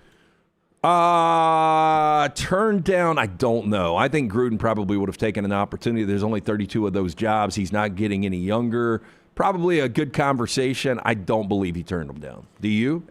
He says that they reached out, and instead of talking to him, he said, I want to coach again, but I do not want to coach the Jets, is basically what he told him. Turned down their overtures. For a guy where he is right now wanting to coach again, it's being played like the Jets are so bad even John Gruden wouldn't take that job. Yeah, look, I mean, historically, the Jets are what the Jets are. They haven't won a Super Bowl or haven't been back to a Super Bowl since 1969. But let's not forget, Rex Ryan had them in 2 AFC championship games. Bill Parcells had them leading an AFC championship game on the road over John Elway back in 1998. You get quarterback right, which they haven't, then, you've got something there. But let's not forget, the quarterback you drafted a few years ago is now playing in the Super Bowl in Sam Darnold. Drake May, if the Patriots were to win the Super Bowl, would finish a unique circle for North Carolina. They'd become the 6th school with a president as an alumni and a Super Bowl champion. North Carolina would be the 6th school to do that. I think Seattle's going to win this game. But that's a pretty cool stat that there are 5 institutions that have both a president and a Super Bowl champion. I would guess Michigan. Michigan with Gerald Ford and Tom Brady. I would guess Stanford. Stanford with Hoover and Elway and Plunkett. And now it's going to get hard for you. The Naval Academy? Yep. They've got Carter and Staubach. How about that? Jimmy Carter and Staubach. The other 2 you will not get. You don't think so? I don't. Because of the president side. I had to struggle for you to recognize one of them as the president.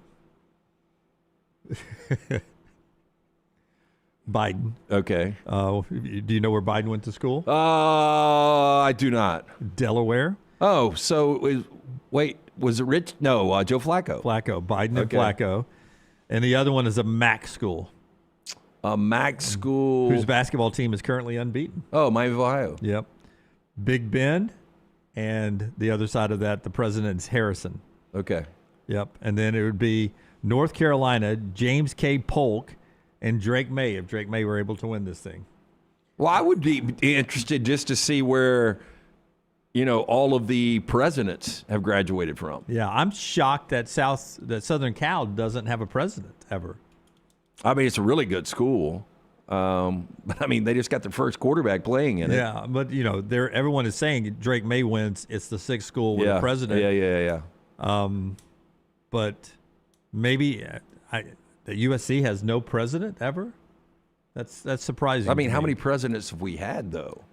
45 and 47 is currently in office. So it's not like a lot. Yeah. And some of them have been duplicates along the way. Just interesting. Drake May in North Carolina could complete the circle there. What's the storyline you're most interested in the Super Bowl?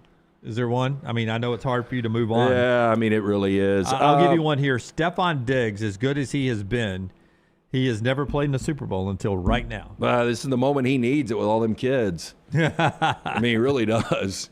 Talking about quite the offseason. And look, he has been kind of that go-to weapon. And you know, for Drake May and this New England team, the defense has played lights out, but it's been kind of touch and go for the offense. I mean, Travion Henderson, only 4 snaps in the AFC Championship game. I can't figure this offense out.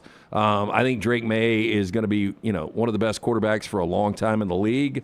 But back to your question, I mean, Vrabel would be, how many guys have actually won a Super Bowl as a player and then won it as the head coach in the same organization? Has that ever even been done? Wow, with the same organization. Yeah, I mean, that's quite the storyline right there. Ditka played for the Bears and won an NFL championship, but he didn't.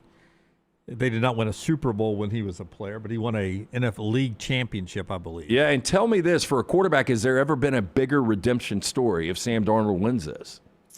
I mean, I can't think of a quarterback he was on the scrap pile. Like, nobody wanted him.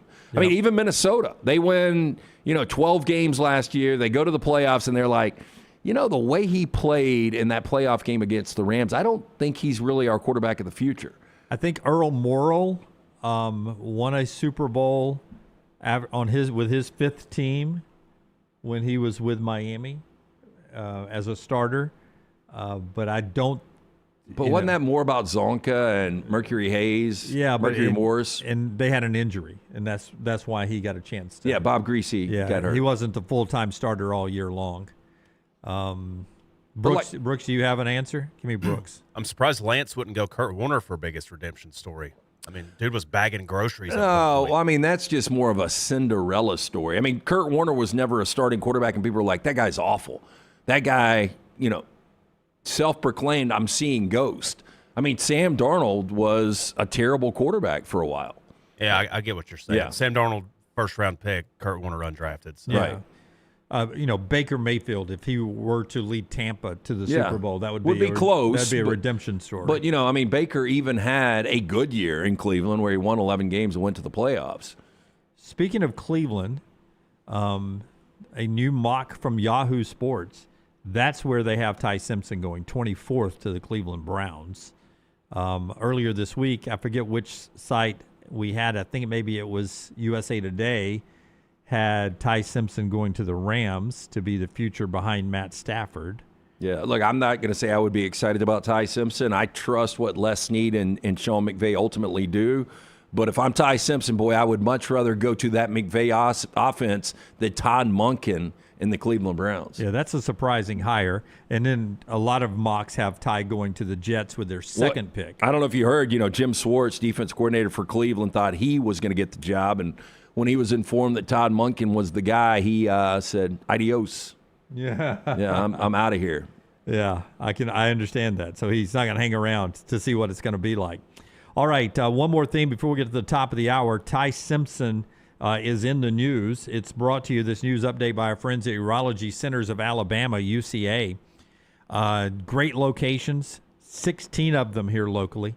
And they've been doing this for over 70 years. Urology Centers of Alabama, 205-930-0920, 930-0920, urologycentersalabama.com. Prostate health to kidney stones, everything in between, vasectomies, early detection can save your life, guys, when it comes to your prostate health. Check it out right there online, urologycentersalabama.com, or call today to get to your appointment, 205-930-0920, urologycentersalabama.com. The folks at AL.com have a interesting conversation with Ty Simpson. Just now this week, started throwing football again for the first time since January 1st in the Rose Bowl. Apparently has gone through some medical procedures or some healing, but now he's starting his draft preparation.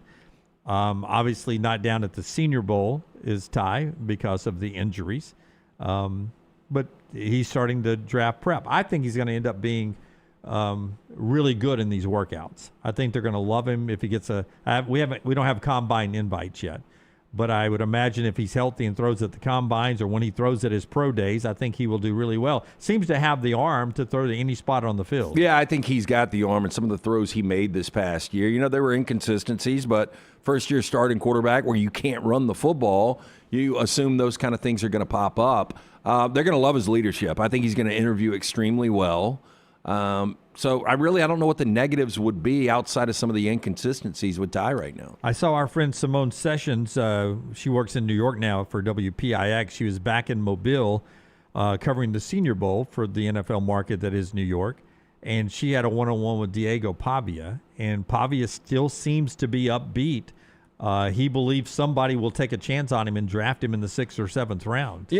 Clay Travis, we asked him about it yesterday, and he's like, well, there's other short quarterbacks that are on rosters. So with his competitiveness, this is a guy that can make one of these rosters. You look at the other guys. I mean, Kyler Murray is one of those guys, but Kyler Murray's got a completely different skill set. I know Diego can run it a little bit, but Kyler, quick as a hiccup.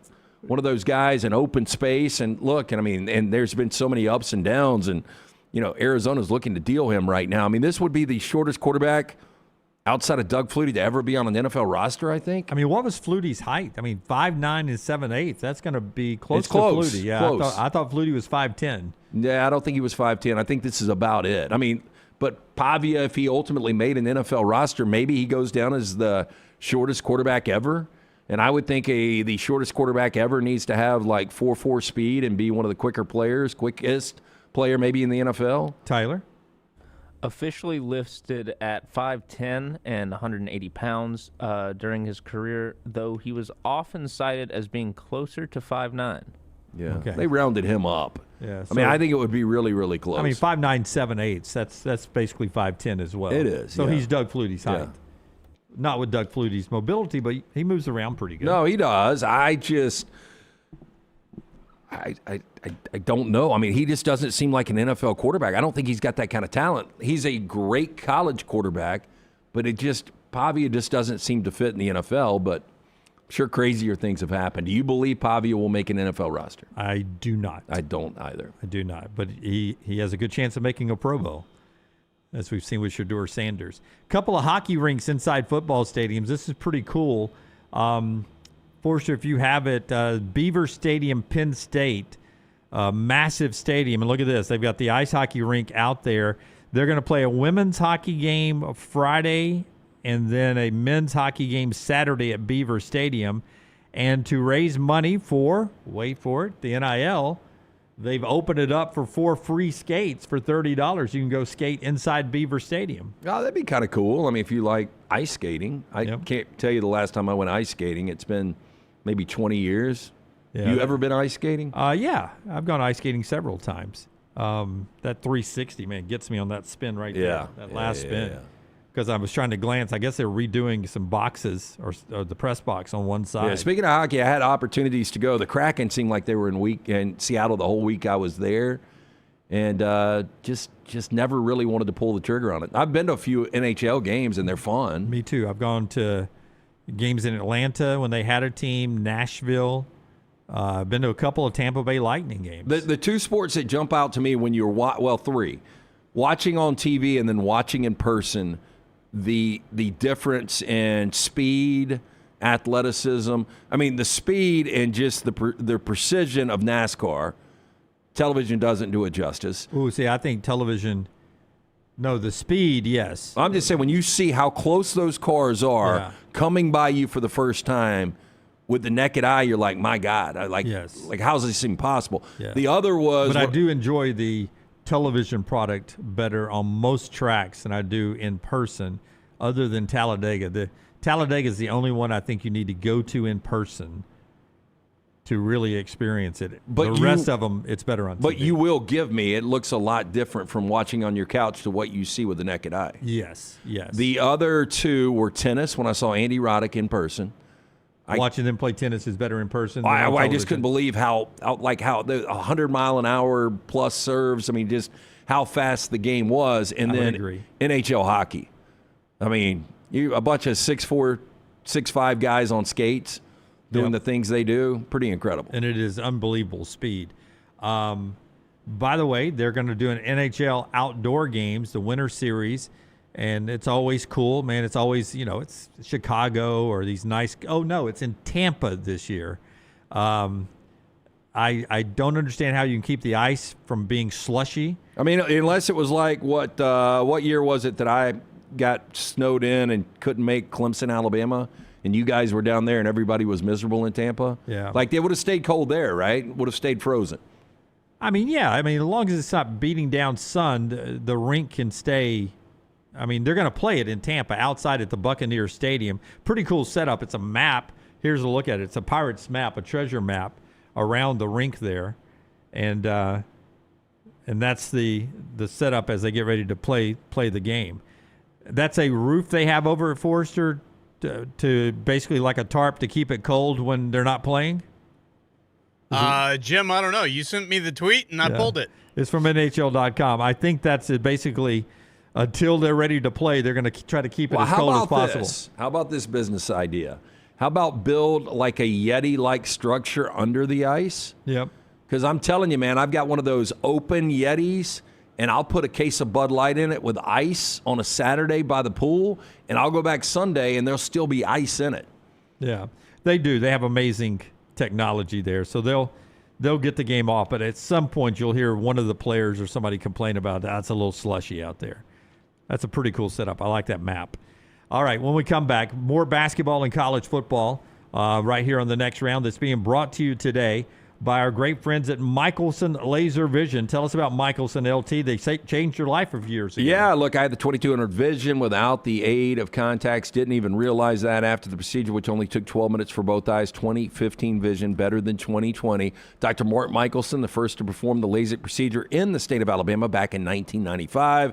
I got the procedure done in 2003. They're conveniently located UAB Highlands. For more information, 205-969-8100. Ask for Amy Toe. The next round, Cynthia. For more information, michelsonlaservision.com. Follow Dunaway on Twitter and Instagram at Jim Dunaway.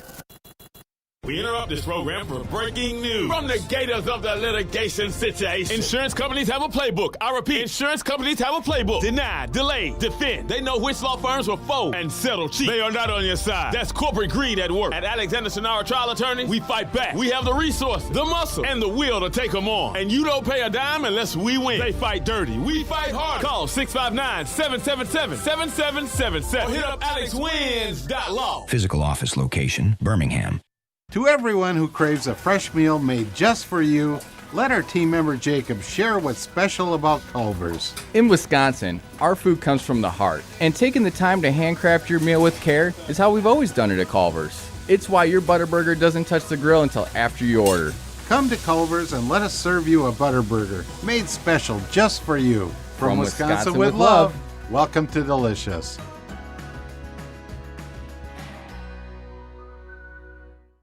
It's the O'Reilly Auto Parts World of Wheels, January 30th through February 1st at the BJCC with customs, classics, hot rods, and more. Don't miss the Golden Riders motorcycle stunt team, plus BMX stunt teams performing outrageous stunts live. Friday, meet WWE star Rikishi. Saturday is Kevin Mack from Counts Customs. And Sunday, meet TV host Courtney Hansen. Bring the kids for free Hot Wheels racing, costume characters, rides, and more. Get discount tickets at all O'Reilly Auto Parts stores. Details at worldofwheels.net. At Central State Bank, we are large enough to serve you and small enough to know you. Manage your money with ease, whether it's mobile banking, hassle-free checking, competitive loans, business solutions, or personalized financial advice. We're your hometown bank with big-time service. Visit us today and experience banking made simple, because at Central State Bank, you come first. Member FDIC. Hey, Lance Taylor from the next round to tell you about one of our favorite places for breakfast, lunch, and dinner. That is Hamburger Heaven since 1982. Hamburger Heaven has been serving Birmingham's best hamburgers, cheeseburgers, French fries, hand-spun milkshakes, and sandwiches made fresh to order. All of their ingredients are fresh and prepared daily. This includes their beef, always fresh, never frozen, hand-pattied each and every day. For breakfast, lunch, or dinner, visit any of the 4 locations, Highway 280, Irondale, Gardendale, and Homewood. Remember the name Way to Wellness if you're battling weight loss in your life. I'm Jim Dunaway from The Next Round. There was a time I was over 216 pounds until Way to Wellness helped me lose 45 pounds, and now for over 2 years, they've helped me keep that weight off. Here's their website, aplanforme.com, aplanforme.com. That's a great name for a website because there's no cookie-cutter plan. Everything is designed specifically for you. No contract, no sign-up fees, and your first consultation is free at Way to Wellness. Hey, there's nothing worse than waking up to a plumbing problem. Don't get caught in a flooded house. Call the guys at Hemp Hill Services. Adam, Chad, and the team at Hemp Hill are the only ones I trust to fix it and fix it right the first time. Hemp Hill Services does it right and always at a fair price. For all of your plumbing, cooling, and heating needs, trust the name that Birmingham has trusted since 1954. That is Hemp Hill Services. Call now, 205-229-2090. That's 205-229-2090. It's bow time. The Bojangles Chicken Rice Bowl is back. Get dirty rice, slow-cooked Cajun pintos, cheese, and your choice of chicken for just $7.49. But order now. It's only here for a limited time. It's bow time. It's bow time. The Bojangles Chicken Rice Bowl is back. Get dirty rice, slow-cooked Cajun pintos, cheese, and your choice of chicken for just $7.49. But order now. It's only here for a limited time. It's bow time. Jim Dunaway, Lance Taylor, Ryan Brown. Live from the Birmingham Racecourse Casino Studios, The Next Round, presented by Bud Light, is on now. This hour of the show brought to you by our friends at Champy's World Famous Fried Chicken, champyschicken.com. Highway 119 in Alabaster. Go by there and see those wonderful Mississippi Delta recipe tamales. If you dislike tamales like I did for most of my life until I eventually tried one from Sterling at Champy's Chicken, and then I was like, oh, these have flavor. These are good. It's the Mississippi Delta recipe that he gives you there at Champy's Chicken. They're delicious. It goes with a great, perfectly seasoned fried chicken that's cooked to order, brined overnight, juicy down to the bone, hand-cut chicken fingers, and all the in-house made sides. Champy's Chicken, champyschicken.com, Highway 119 in Alabaster. Back to basketball in a second. A couple of football notes to get to. In the SEC, Georgia is a team that we continue to expect good things from. I don't think they're going anywhere. But I saw this question being asked on social media by one college football writer. Is Georgia poised to become the next Clemson?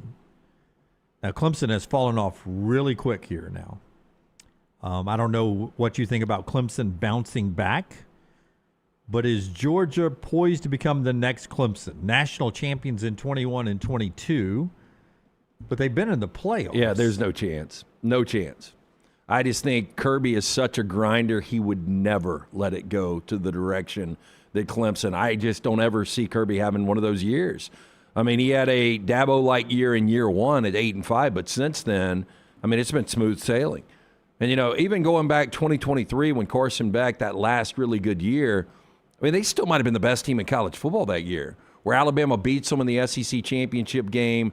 They get left out of the 14 playoff, and they were 13-1. Everybody was caught up on Florida State being left out when Georgia was equally, you know, a deserving team. Yeah, I mean, legitimately, like, if Alabama one play beats Michigan, they probably win the national championship, and Georgia would have been right there if they would have gotten in. And then, last year they won the SEC.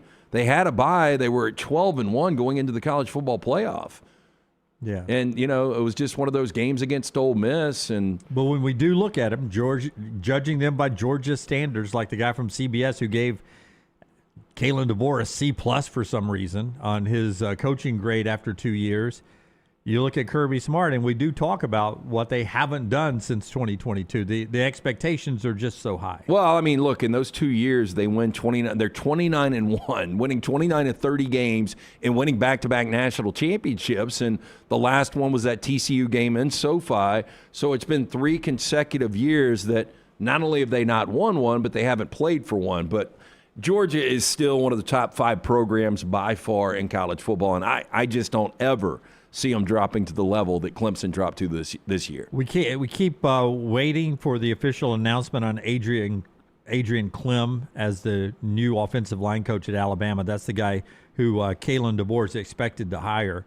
Real quick point on him. I was going to point these 2 stats out, but go ahead. I was just, I go back to Miller Moss's year in 24. I think USC gave up 29 sacks, and then last year with Maeva coming in, his first year as starting quarterback, they only gave up 15 sacks. And that was his first year, being involved there. Being involved in his resume in 2020 with the Pittsburgh Steelers, led the NFL with the fewest sacks allowed with 14. How many games do you play? 17. Yeah. 14 sacks, less than 1 a game. And in 2022 with Oregon, when he was the O-line coach there, 5 sacks. They led college football with the fewest number of sacks. I mean, those are impressive numbers. Those are very impressive numbers. I think for Alabama fans, look, you want to cut down on the sacks, but more importantly, how's this offensive line going to be able to run block? Yeah, and you look at 2020 Pittsburgh, they always run the football, right? 2022 Oregon, pretty good at running the football as good. And USC was really good at running the football this year. First time in a long time. Which made a little bit of a difference. By the way, if you're thinking about continuing the trend in college football, last 3 national champions have been from where? The Big Ten? Yep. Also, the last 3 national champions from the Big Ten did not play a Power 4 non-conference game. There are 4 Big Ten teams that fit that scenario this year. Indiana again. Nebraska, Penn State, and USC, now that Notre Dame is not on the schedule. Washington plays Washington State, technically not, but a former Power 4 team. So 5 technically that do that. And they're the only teams in Power 4 football that do not play a Power 4 out-of-conference game or we can Oregon go on State or Washington State. Wipe Nebraska out. That's not going to happen, right? But Penn State is Penn State, interesting. yeah, I mean, it is interesting because you do have a lot of experience at quarterback, and Rocco Beck, the year didn't go the way they obviously wanted it to, going back to the Ireland game. I wouldn't rule them out of being a playoff team. No, I wouldn't either. Yeah. I wouldn't either. I mean, look, even at times last year, I mean, people forget they took Oregon to triple overtime. They had Indiana. Had them beat. I don't know if anybody played Indiana better. Ohio State arguably, in the Big Ten championship game, and then Miami arguably in the national championship game. But, I mean, for the full 60 minutes, I think Penn State played them better than anybody. I agree. But I do think USC is going to be they're not going to be a national champion favorite by any imagination, but you've got elite quarterback play. Right. And you've got Gary Patterson taking over a defense that was already improved under D'Anton Lynn. Lynn goes back to Penn State, his alma mater. Which is a great addition for them, by the way, to Penn State. Yeah, and look, Gary Patterson's been out of the game for 4 years, and I didn't realize one of the reasons he was out is he wanted to get Hall of Fame eligible. Now he's in the College Hall of Fame, College Football Hall of Fame. He comes back out of retirement, and he said he's 100% rejuvenated. And at 66 years old, this guy knows defense. Oh, so really I think good. the defense is going to be even more improved. Remember how good Texas got when he was just the analyst that year? Oh, yeah. Defensively, the big change they made. So I agree with you. I like USC. Of all the teams, the Pac-12's coming back. It's going to look very different this year when we play college football in 207 days. But the old Pac-12 that broke up and sent 4 teams to the Big Ten, a bunch of teams to the Big 12. I've got the attendance numbers since the Pac-12 broke up.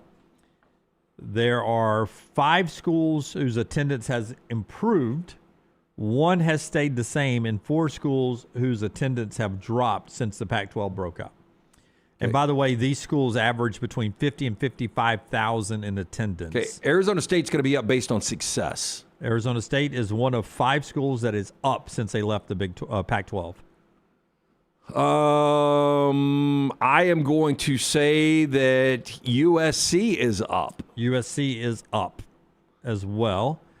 Since they left. I am going to say the team that stays the same is going to be Oregon because you can't sell out more than a sellout, right? I would have thought that too, but it's Utah is the one that has stayed the same, maybe for the same reason. Smaller stadium, but a great So fan where is base. Oregon on this? Oregon is up. Okay. Very slightly, but they are up. They added a seat or two. Yep. Okay, I give up on the rest. Oh, one of them's easy. Because Indiana. No, this is just Pac-12. Old Pac-12. One of them, I mean, they've got a star as a coach. It's Colorado. Oh, yeah. I mean, they sucked, and now they're up. And up. UCLA's got to be down. I don't know how much more you can go down, but Washington is the other team that's up. Down in attendance, UCLA by a lot. Yep. Surprisingly, Arizona. Yeah, I mean, you mentioned, Brennan, what he was able to do in year 2. And then Cal and Stanford, just because of, I would imagine, the ACC draw and those teams not being fantastic lately. Yeah, I mean, look, SMU comes to the Forum. I mean, how many people really want to show up and watch that game? Or Wake Forest or teams like that. Just thought that was interesting. 5 teams up in attendance, one staying the same of the Pac-12 that have broken up attendance-wise. Back to college basketball we go in just a second. After I remind you that the show is being brought to you today by our friends at Way to Wellness, your journey to healthy living. Way to Wellness can help you with your weight loss. Jumpstart your weight loss in 2025 with Leslie and her board-certified team. APlanForMe.com. APlanForMe.com. No contracts, no sign-up fees, and your first consultation is absolutely free. I'll tell you this. They've got injection therapy, if that's something you're interested in. A lot of people have different ways to attack weight loss. Injection therapy, they now have the weight loss pills available for you. Pre-prepared meal replacements, they've got those. I use these protein bars. I just had one during the last commercial break that keeps me from bad snacking. It's all there for you at Way to Wellness, your journey to healthy living. It's APlanForMe.com. Tyler, if I can get cut number 3 as we jump back into basketball. You mentioned how poor shooting Auburn was in the first half last night, and they went over Texas, and then they turned it around in the second half where they scored all but 4 possessions in the second half. Here's Stephen Pearl on how he's trying to still get to Todd and the guys confident when they're shooting threes. How do you still instill confidence in this team from behind the three-point line, even when they're not necessarily falling in some of these big-time games? Just keep shooting good shots, you know.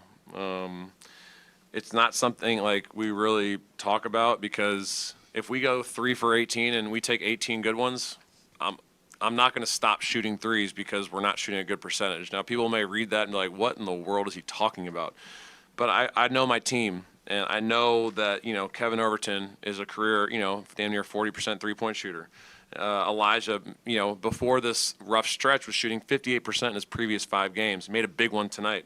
On a drive draw dish from Key. And then obviously Keyshawn Hall is starting to heat up. So, you know, Todd continues to struggle. He's probably shooting like 18% in conference play from 3. And we're still, 14-7, 5-3. If he can, like, you know, find a way to flip a switch, and here's the deal, like, I need him to continue to shoot those shots, you know, because once they start going down, like, you know, things can change for us. And, but, you know, we're gonna stay consistent with what we're doing, and you know, shots will fall when they need to. And that's what happened last night. I mean, Kevin Overton hit 3 big threes in the second half. Yeah, and Keyshawn Hall hit 3 threes on the game. But you know, Pettiford is so interesting. And look, if you're an Auburn fan, you've got to be optimistic about this, because again, you've won 4 consecutive games. You've won 5 of 6. As Steven just said, you're 14-7 overall, and he is shooting 36% from the field over the entire year. Last year, he was almost a 37% shooter behind the arc. He's dropped a full 10%, 26.9%. As Steven said, 18% in conference. That is awful. I wonder how much of it is because he's being asked to do so much running the offense now, oftentimes running the offense, running the point. But, you know, if you are going to be elite, and you know, I hate to use a guy like Steph Curry as an example, but look, there's going to be a lot on his plate, and you know, probably really good that Pettiford decided to come back. I think he'll end up finding his shot. I think he's too good of a player not to, and you could tell that hesitation from Steven, like, if he does find the shot, where we are right now, if these other guys like, you know, Keyshawn Hall and Kevin Overton and Sebastian Williams, they continue to play like they're playing, this can end up being a really, really good team. Tyler, if you'll give me cut 6 before we hear from Nate Oates as Alabama gets ready. Auburn plays at Tennessee, 7:30, coming up on Saturday night on main ESPN. Chad Baker-Mazara, not part of this team, now at USC. He had a birthday this week, back on January 27th, where he turned 26 years old. So he is actually playing now as a 26-year-old. You know, there's a lot of people that believe the easy way to do this is just to make an age limit. Like, you know, some people, it's like you get 5 years of eligibility. Some people want to say, you know, the age is 24 or whatever that number is. 26 is a freaking old basketball player. I mean, you think about how many guys in the NBA are sub 26. I've got the percentage. Oh, wow. I would say it's probably close to 50%. Chad Baker-Mazara is older than 54% of the NBA. Wow. I mean, look, he's having a good year for USC. Yeah, they're a little down, though, right? Every time I see them, yeah, I mean, look, they took Iowa to the wire last night. I had Iowa minus a big number, minus 10.5, and they lost the game on a final possession by a point. Yeah. But, yeah, I mean, he's been good this year, and, you know, they're okay. But, I mean, hell, he's averaging 19. He was born January 27th of 2000. And he's from the DR, too, so we don't know if we got the correct age on him, right? The documentation. So you're saying he could be 30? He could be 30, yeah.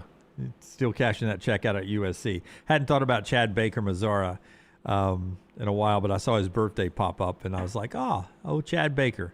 Not at Auburn anymore. Team's doing fine. Do you remember where he started? Like, I don't think anybody will remember that. His first place? His first place? Abilene Christian. Duquesne. I don't know I think most people think it's San Diego State, but. Yeah. So he wasn't on the San Diego State team that went to the Final Four, though, right? No. No. He was already at Auburn by then. Yeah, I think it was the year after. It was the 23-24 team that played for the national championship. Yeah. He was on that team the year before. Now Alabama is on the road at Florida this weekend, and much like when Auburn went down there, it's my expectations are not good. It just seems like too much to ask, especially when you look at what Alabama has thrown on tape defensively at times. But coming off a good defensive performance against Missouri, here's Nate Oates on trying to carry that over from Tuscaloosa this week down to Gainesville for the Sunday tip. One of your best defensive performances today. What's going to be the key in carrying that over into the rest of SEC play, starting with Florida? Preparation. I think our guys really, we were 3-3. Nobody signed up to play here to be 500 in SEC play. That's not who we are. It's not the program they walked into. We're averaging 14 wins in SEC play a year over the last 3 years. Everybody needed a wake-up call, including myself. However we were doing it wasn't working. So we spent a lot more time on our preparation, a lot more like mandatory. Got to get in here and study film. Like we needed to earn the win before the game started. I don't feel like we've been doing that in the past. Tonight, we earned this win before the game started. So can we keep our guys locked in, mentally focused in video and walkthroughs and prep like we had going to this? That's going to be the key. Bediako blended in better the other night against Missouri. I agree. I think it's starting. He's probably going to get more comfortable. The game is obviously slower than the last time he played in an Alabama uniform. So I think he'll get a little bit more involved offensively. I don't know if anybody really expected that. But this is a Bediako game because you're playing – I mean, Ruben Chinaloo, the way he has been playing and just eating glass the last, 3-4 weeks for Todd Golden in Florida and then Alex Condon. I mean, this is one of the best front courts in all of basketball. We talked about this yesterday. Alabama's got the advantage probably in the backcourt. But, as dominant as Alabama was at times in that second half against Missouri, they still got out-rebounded against the Tigers in that 26-point win. So, this could be a recipe for disaster if Bediako and Terrell don't have big games. And then there's Todd Golden, who has already laid it out. With or without Bediako, we're going to beat them. Yeah, he's already called his shot. Makes it more interesting to me. Yeah. 12 noon on ABC coming up on Sunday. And as we said earlier, Alabama recruiting doing really well for next year. They got Caden Samuels, 6'6" forward, one of the more prolific scorers in this recruiting class. On3 Sports rates him 23rd in the country. Another big recruit for Nate Oates and company over there in Tuscaloosa.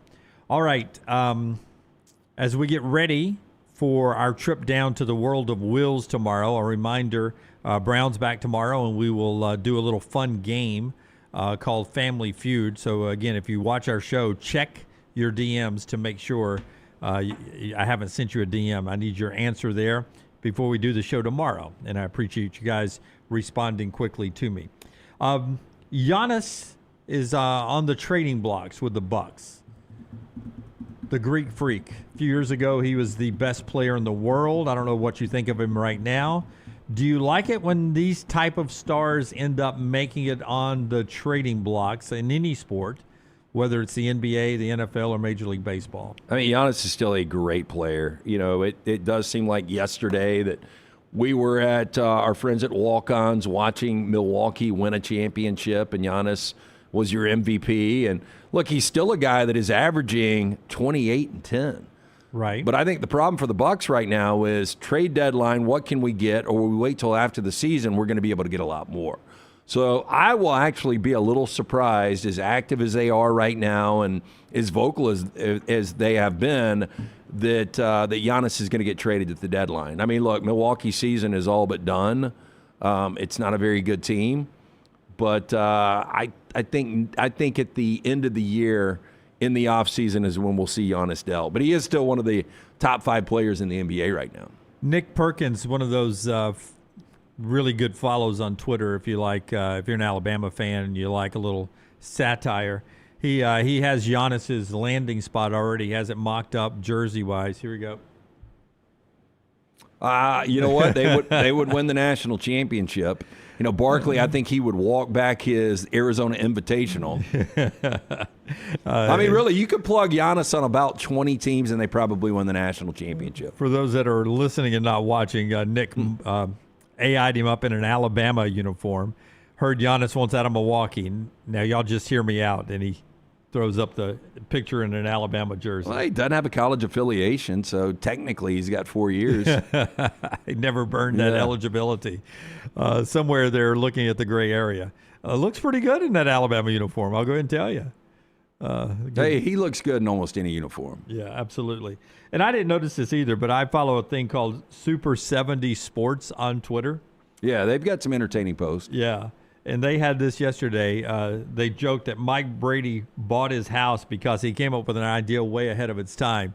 You ever remember the Brady Bunch, the opening? Oh, yeah. It's like Mike Brady paid for his house because he invented Zoom before Zoom ever existed.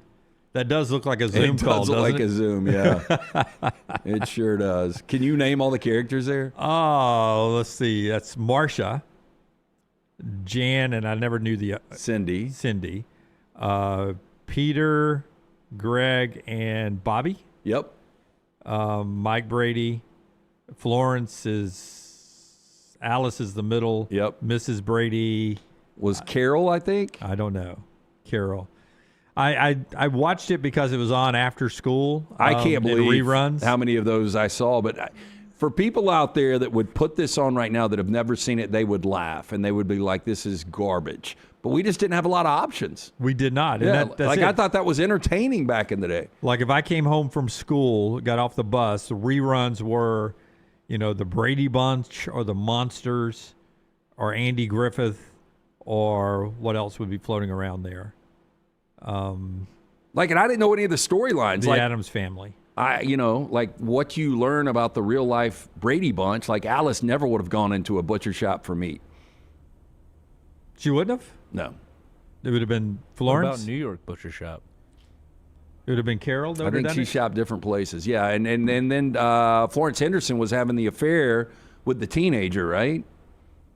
What? I mean, that's more Yeah, like Greg Brady was banging Florence. No, this is in real life, not on the show. I'm talking about real life, Oh, yeah. okay, I missed Yeah. that episode. Yeah. Was that the one after Marsha got hit by a football? Yeah. In the nose? I was like, God, I missed that episode. It changed in the later years. Yeah. No, there was some crazy stuff going on behind the scenes. Trash in the next segment when we come back. The show being brought to you in part today by our friends at Central State Bank. If you're looking for a bank that plays on your team, Central State Bank can be your hometown bank right now, serving Shelby County, Tallapoosa County, and all over Central Alabama. Whether you're chasing dreams or building your business, they've got the tools right there at Central State Bank to help you out and be part of your team with that personal touch to help you win. Over 100 years of trusted service, large enough to serve you, small enough to know you.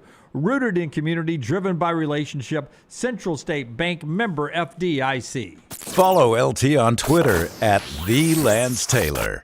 We interrupt this program for breaking news. From the gators of the litigation situation. Insurance companies have a playbook. I repeat, insurance companies have a playbook. Deny, delay, defend. They know which law firms will fold and settle cheap. They are not on your side. That's corporate greed at work. At Alexander Sonara Trial Attorney, we fight back. We have the resources, the muscle, and the will to take them on. And you don't pay a dime unless we win. They fight dirty. We fight hard. Call 659-777-7777 or hit up alexwins.law. Physical office location, Birmingham. Sterling and the fine folks at Champy's Chicken on Highway 119 in Alabaster want to welcome you in for a great lunch or dinner starting at 11 a.m. every day. Chicken that's brined overnight and cooked to order, and the taste of the Delta with those Delta recipe tamales. Champy's is perfect for all your tailgating needs this football season. You can also choose Champy's for your next party, wedding, or birthday. Great food, great people. Champy's Chicken on Highway 119 in Alabaster, and everything online at champyschicken.com. It's the O'Reilly Auto Parts World of Wheels, January 30th through February 1st at the BJCC with customs, classics, hot rods, and more. Don't miss the Golden Riders motorcycle stunt team, plus BMX stunt teams performing outrageous stunts live. Friday, meet WWE star Rikishi. Saturday is Kevin Mack from Counts Customs. And Sunday, meet TV host Courtney Hansen. Bring the kids for free Hot Wheels racing, costume characters, rides, and more. Get discount tickets at all O'Reilly Auto Parts stores. Details at worldofwheels.net. At Central State Bank, we are large enough to serve you and small enough to know you. Manage your money with ease, whether it's mobile banking, hassle-free checking, competitive loans, business solutions, or personalized financial advice. We're your hometown bank with big-time service. Visit us today and experience banking made simple, because at Central State Bank, you come first. Member FDIC. Hey, for all of your IT and printing needs, reach out to our friends at Xerox Business Solutions. Look, I'm still one of those old school guys. I print my notes every single day for the show. If you watch the show here on the next round, you see all the notes in front of me. From day one, Xerox Business Solutions, they've been with us here at the next round. Local for over 45 years. For all of your IT and printing needs, visit XeroxBusinessSolutions.com or call 205-969-3000. That's 205-969-3000. Stop by the New York Butcher Shop and pick up the finest in certified Angus prime beef steaks and burgers, premium pork chops, ribs, and all-natural chicken cut to order just for you. Their chef-prepared entrees and side dishes are the perfect dinner-to-go choice for your family and are ready to heat at home. With a great selection of fine wines and desserts, the New York Butcher Shop is your one-stop dinner shop. 2 locations to serve you, Cahaba Heights and on Highway 119 in Greystone. The New York Butcher Shop, rare quality, well-done service. Hey, there's nothing worse than waking up to a plumbing problem. Don't get caught in a flooded house. Call the guys at Hemp Hill Services. Adam, Chad, and the team at Hemp Hill are the only ones I trust to fix it and fix it right the first time. Hemp Hill Services does it right and always at a fair price. For all of your plumbing, cooling, and heating needs, trust the name that Birmingham has trusted since 1954. That is Hemp Hill Services. Call now, 205-229-2090. That's 205-229-2090. It's bow time. The Bojangles Chicken Rice Bowl is back. Get dirty rice, slow-cooked Cajun pintos, cheese, and your choice of chicken for just $7.49. But order now. It's only here for a limited time. It's bow time. It's bow time. The Bojangles Chicken Rice Bowl is back. Get dirty rice, slow-cooked Cajun pintos, cheese, and your choice of chicken for just $7.49. But order now. It's only here for a limited time. It's bow time.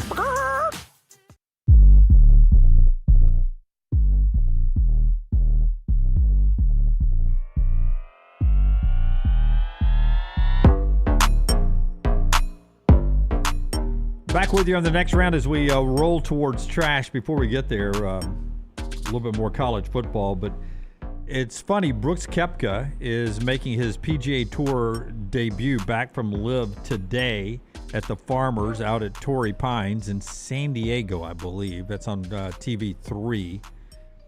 Patrick Reed announced today that he is leaving LIV and that he will be a full-time member in the PGA Tour in 2027, but will start playing events later this year. So we heard LIV had unlimited money. They have never found a foothold at all. And now when you start to lose, I mean, your biggest name was Koepka. To me, he's still the most competitive that plays over there, I think. Yeah, I would agree. I mean, John Rahm, a couple others. I can't even tell you now who was LIV and who was anti-LIV. I know, obviously, Rory was anti, but Koepka was the big name, and we're watching him right now live on ESPN as he's about to hit tee shot on number one. We talked about the unlimited money, but, I mean, LIV can't have much of a future, right? I don't think it does, and especially if you get guys who the PGA has opened it up to have them work their way back. And small window there. They made it so Phil Mickelson can't come back. You got to be a former champion between 2022 and 2025, and they've got. They made their own parameters. Yeah, they did. They put the guardrails where Mickelson has no path back right now, since he was sort of the big voice out there that sort of pulled a lot of people away. Senior Bowl update going on down in Mobile. Always a great big event for NFL teams. And most of them get out of town today, though, before the game comes up on Saturday as part of our Spotlight. Tyler, if you'll hit it, man. The College Football Spotlight. Brought to you by Alexander Shinara Trial Attorneys, the national firm with Southern roots, headquartered here in Birmingham, Alabama. 25 years, the firm's grown, over 150 lawyers and 500 dedicated team members. $2 billion they've recovered by maintaining Alexander's core values of integrity, mastery, passion, and success. The mission was to create a firm that could handle any issue that his community here in Birmingham faced. The firm now handles not only any personal injury claim, but claims for fire and storm damage, bad drug and device claims, disability, workers' comp, and a lot more. If you ever find yourself in need of a lawyer, Alexander Shinara Trial Attorneys, the name to call. You pay nothing unless they win your case, Shinara.com. Some names that have popped this week in these workouts. Malachi Fields, wide receiver, Notre Dame, 6'4", 218. Pretty big body there. Yeah, big body. The significance of Fields this year,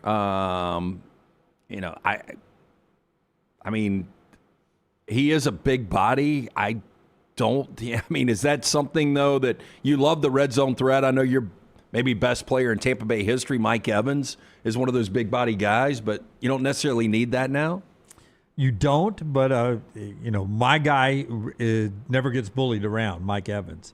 They say here Fields is a boundary bully who struggles, though, to uncover against tight man coverage. You get a lot of tight man coverage in the NFL. Kyle Lewis, a Pittsburgh linebacker, he's been really good. Derek Moore, the edge rusher of Michigan, apparently has had a good camp.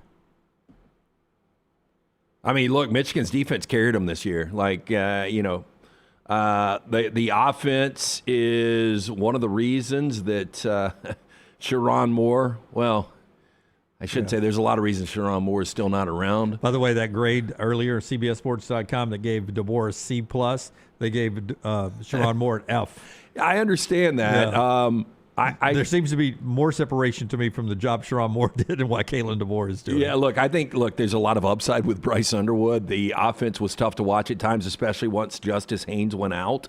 But the defense did carry them. I did talk to somebody over the weekend that said Sharon Moore is unhireable. Like he's probably, in the Art Briles camp, will never coach again. Yeah, they're trying to say that it was false claims and all of that, but it does look like it'll be hard for him to have a path back. T.J. Parker, Clemson edge rusher, having a good Mobile trip for the Senior Bowl. Sam Roush, tight end from Stanford. Back to T.J. real quick. Saw Peter Woods is really falling in this draft. Yeah, one time a top 10 guy, yeah. Yeah, I saw at times, I saw him 1 or 2 in some early mocks, but I see him 25 to 32 now. Diego Pavia is, despite his height, is winning over some NFL folks. One NFL scout says he's giving me a lot of Baker Mayfield vibes. So if you're the Tennessee Titans, just because he's local, you've got Cam Ward as obviously your guy, but nobody's going to draft Diego thinking he's going to be a starting quarterback one day. But, you know, the offense you're running for Cam Ward, or you're going to run for Cam Ward with Brian Dable, why would you not give Diego a look right there in City? Number one corner emerging. Daniel Jeremiah has him as a top 16 overall pick, but everybody's falling in love with what Colton Hood is doing, Tennessee corner. Colton Hood, by all accounts, like I haven't seen him out of the top 20, but the way he's working his way up, a lot of people believe he's going to be the first cornerback and could crack the top 10. And everybody says keep an eye on Zion Young, the Missouri edge rusher. Boy, that Missouri team had some stars on it, didn't it?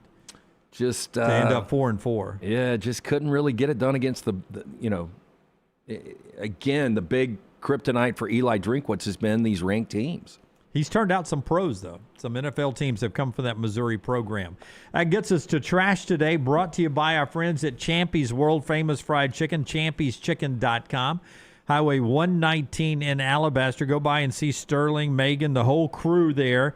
A lot of that crew's been together for over a decade in that same location on Highway 119. They've created such a nice, warm, homely atmosphere there. It's like you're really sitting down to the family dinner table and having lunch or dinner there with that chicken that's brined overnight, the hand-cut chicken fingers, the in-house made sides, the in-house made desserts, which includes the caramel pie. It's all right there at Champy's Chicken, Highway 119 in Alabaster, champyschicken.com. Well, listen, we've got to do this. Let me hear you all say, E-L-G-L-E-S, Eagles! Let's go, Birds! LT's Trash is presented by Bud Light. Easy to drink, easy to enjoy. Our friends at Bud Light. Weekend is almost here as we sit here on a Thursday. How much attention do you pay to the Super Bowl commercials? I liked it better before they all got released ahead of time. Agree. I really think that takes. I understand for the sponsor, you get the more people to see it. That's the point of the commercials. But the buzz for the game. So I really try not to watch the commercials as they pop up on social media and stuff. But I couldn't help myself with the Budweiser commercial that everyone's raving over. See, I haven't seen any of them yet. No. The Budweiser commercial is. Is it going to be a classic? One of the ones we'll talk about in 25 years? It is. It pulls on the heartstrings. It hits every note, man. You'll even more so than what was it? The dog and the horses hanging out and. This is of the same. Okay. I would not surprise me if it was the same producer and director. Is it better than the frogs? No, I mean it's different than the frogs. I mean this is almost a. I'll just leave it for you to see it. It's a. Let me know, chat room. But the Budweiser commercial for this year's Super Bowl it's tremendous. Okay, this isn't necessarily a commercial, but Heinz is getting a commercial from us based on what they're doing for the Super Bowl. Heinz has unveiled a new product ahead of football's biggest game, introducing what it's called the first ever ketchup keg. Okay. I mean, I don't hate this idea at all. I'm okay with this. Yeah, I mean, especially for a party, if you're going to have 15, 20 plus people coming out for your Super Bowl party. Well, can I ask you this? Do you have to keep your ketchup refrigerated after you open it? I always do. We do at my house, but is that mandated? Do you have to? It's not. I always do too, but no. Like working in the service industry, we would do our side work. We'd refill, the condiments, and the ketchup was always the first priority, and those things never went in the fridge. Yeah, they stayed out. Yeah, yeah. Lots of shelf-stable sauces in the restaurant industry. So the company announced nacho cheese, the Heinz Kegchup. Get a play on word there. The ketchup. Now, see, I asked the refrigerator thing, LT, because this excites me. Usually these things are so dumb, there's no use for them. But the easy access of just having this sitting around to where if I come from local fast food restaurant, I don't have to open anything. I can just go squirt I mean, onto my plate. The pain in the ass. I went to this really, really good place in Edmonds, Washington. Like, they're known for their garlic fries up there. and they had a big Heinz dispenser, and it was like after my first squirt, it was out. Yeah. So I had to get the packs. And open those packs is such a pain in the ass because you have to open like 10 to really get the amount of ketchup you want. Yeah, I want typical American fashion. I want more than I need because I want to be able to dip it. I don't want to be scraping it off my plate. And to have a keg chup and a keg ranch dispenser would be tremendous. Yeah, I like this. Now, according to Heinz, the keg chup holds 114 ounces of ketchup, stands 19 and a half inches tall, features that built-in spigot for pouring. To mark the launch, Heinz said a limited number of fans will be able to win a ketchup through a giveaway on its Instagram from January 27th through the 29th. So you're running out of time. Better jump on it. See, I'm betting that that people that they're going to see this and they're going to get so many questions about it that eventually this will be on the shelves. Well, it could be on the shelves. The only problem you've got is the space it will take up. Like, I don't know how many shelves you've got that are 20 inches apart in a fridge. Like, I've got my downstairs fridge where I keep nothing really but beer. It could fit in there. But upstairs, when I've got other stuff in it, would be difficult. Well, I'm thinking that because it's got like a metal body, it might be insulated enough where you fill it up in the morning when you're getting ready for the tailgate, and then you can just sit it out all day, and it'll be fine. I see. And then once you're done with it at the end of the party, you just clean it out. No, it's put it up perfect until next time. for a big party. It really is. But now that I think about it, it really isn't that hard to open my refrigerator, grab a ketchup bottle, and squirt it. I mean, that really isn't that difficult. But ketchup's one of those condiments you never like clean the bottle. There's always a lot of ketchup left in it because it cakes up so much. It does. Chuck E. Cheese, this is an update. They copped to criminal charges that last year resulted in his handcuffed perp walk out of a Florida restaurant in full view of several children. I remember this. Now, Cheese, also known as Jermel Jones, 42 years old, pleaded no contest today to 2 felony charges in connection with the theft of a Visa debit card belonging to a female customer. Now, the woman told cops she was a Chuck E. Cheese regular and that her plastic went missing on her child's birthday party at the Tallahassee business. Jones, cops charged, used the stolen card for purchases at smoke shops, Circle K, grocery stores, and Whataburger. Now, during a court hearing, Jones pleaded to a pair of felonies, 1 misdemeanor as part of a deal with prosecutors, while the felonies each carried a maximum 5-year prison term. Jones has avoided a custodial term. As part of the plea bargain, Jones was sentenced to 3 years probation, ordered to pay $1,600 in court costs and fees. He was also ordered to stay away from Chuck E. Cheese. Thought that was only in The Hangover. But you know what's crazy is this guy, on his rap sheet, he's got prior convictions for theft, cocaine possession, resisting trespassing, marijuana possession. Don't we do a little background check on our mascot, especially for a family-friendly restaurant like this? I would think you would do a background check at Chuck E. Cheese. I thought you were going to tell me that some families had sued because of the trauma of seeing Chuck E. Cheese escorted out. I really can't believe they used cuffs to get him out. Like, that's one of those things, like, get your manager, you know, let's take him to the side, let's give him an opportunity at least to take the hit. Yeah, I think this was the police officers really wanting that photo opportunity. Yeah, there's another one where he's standing outside by the cop car, and they've taken his mascot head off, and it looks like something straight out of Scooby-Doo. Yeah. He's just sitting there in the oversized suit with the head. If it had not been for your dastardly kids, would have gotten away with it. Gotten away with this thing. Florida man who stormed a Taco Bell armed with a rock and chased workers through the parking lot demanding money has been sentenced to 4 years in state prison. AI here, I take it. No. You're not gonna take the mugshot with the rock. I looked everywhere, and this was the official mugshot that the sheriff's office put out. There is no way.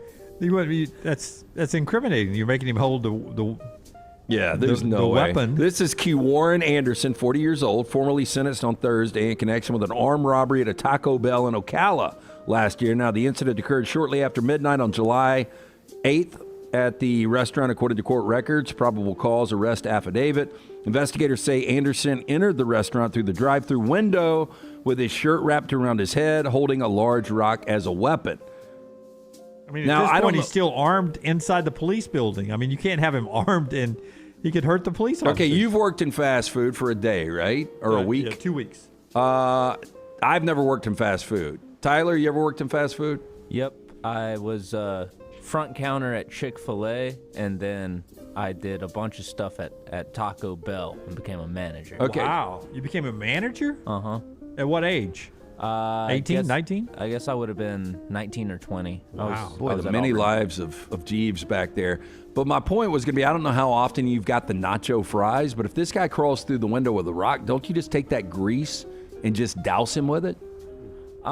See, that's the problem. We're not actually like frying anything on the kitchen line. Everything's heated up in like this, I forget what the machine's called, but it's just like a big vat of hot water, and you just like set the timer for the beef and just let it sit there, and then you pick it up in 30 minutes, and then you cut it open and put it in the pan, and you got your beef. But what about the meat tube? Sounds tasty. It's a meat. That's what he said. That's a meat. myth. That's a myth. It's a myth. Oh, the meat tube. The meat tube. Yeah, people always asked about the meat hose, and that's just never been a thing. So it's in a bag, but you don't actually reheat it. You just basically soak it in just a bag, sets down in the water, and that heats it up. Yep. Now, witnesses told police that Anderson here demanded money, then pursued employees out of the building, around the parking lot, while continuing to ask for cash. Employees managed to escape. Anderson fled the scene on foot without obtaining any money. Police then deployed the old K9 unit, which tracked the suspect to a dumpster at a nearby business. Employees later identified Anderson as the man responsible for the robbery. Authorities noted that he is also known by the nickname Tony the Tiger. During questioning, Anderson admitted he was present at the Taco Bell with a rock during the attempted robbery, told investigators he was homeless and needed money. Anderson was arrested on an armed robbery charge, remained in custody following his arrest. While incarcerated, Anderson was involved in a separate incident in which he kicked and slapped a corrections officer during a fight with another inmate. This guy's a piece of work. Wow. So they taught you how to, when you were the manager, did they teach you how to deal with somebody who was going to rob you? Is it not just let them have it? Yeah, you just give them the money, and then just be very nice and polite to them while you're giving them the money, and then just make sure you're mentally taking down details of what they look like. No, you're told from a lot of like big-time retailers that you can't, if you get involved, you lose your job. Like, you've got to walk away. Oh, wow. Like, wouldn't you have it? I mean, like, if you're working in retail and somebody, like, grabs, I don't know, a jacket off a mannequin or something like that, wouldn't you have a, like, natural reaction? Yeah, just doing the right thing. Exactly. So, Spanish football manager Robert Moreno, who recently was sacked as manager of FC Sochi, has responded after being accused by his former boss of using AI to make all the key decisions. Oh, wow. Now, in different avenues of work, artificial intelligence has always played a big role in things. AI has been used in car manufacturing for years, been a bigger role in sports with analytics. On the sporting side of things, especially in soccer, plenty of coaches have admitted to using the likes of ChatGPT to plan out coaching sessions and plot their own personal progression. In the professional ranks, some have revealed that they used it to give insight into what might be the best way to play a game. However, Spanish manager Robert Moreno was accused by the team CEO, Andrei Orlov, of using ChatGPT to make every big decision. Quote, I asked him, Robert, everything looks great, but when are the players supposed to sleep? In the end, we followed the program created by ChatGPT. Orlov told a local newspaper, claiming players were told to be awake for 28 hours by AI. Wow. It's just another tool. Why not use it? But for him, ChatGPT became one of the main ones. Now, according to Orlov, Moreno used AI to pick the team, make their plans for travel and accommodation. Moreno, however, disputed that. He went on to say, I never used ChatGPT or any AI to prepare matches, decide lineups, or choose players. Yeah. That's quite the allegation there. The computer not going to factor in sleeping for you because it never goes to sleep. You know, I used to ask just like how they thought games would play out. And if you ask ChatGPT, it's always going to be on the number and the total. Like, does it ever pick the upset? Never. Okay. Never. Like do Super Bowl 60 right now. Okay, I'm gonna pull up. And I'm going to tell you right now what the final score will be before you even tell me. Okay, who wins the Super Bowl? Yeah, but tell me when you've got a score, and I'm going to tell you what the score is without doing it. Okay, between the Seahawks and Patriots. Okay, go ahead. I think they are going to have this Seattle 25-21 over New England.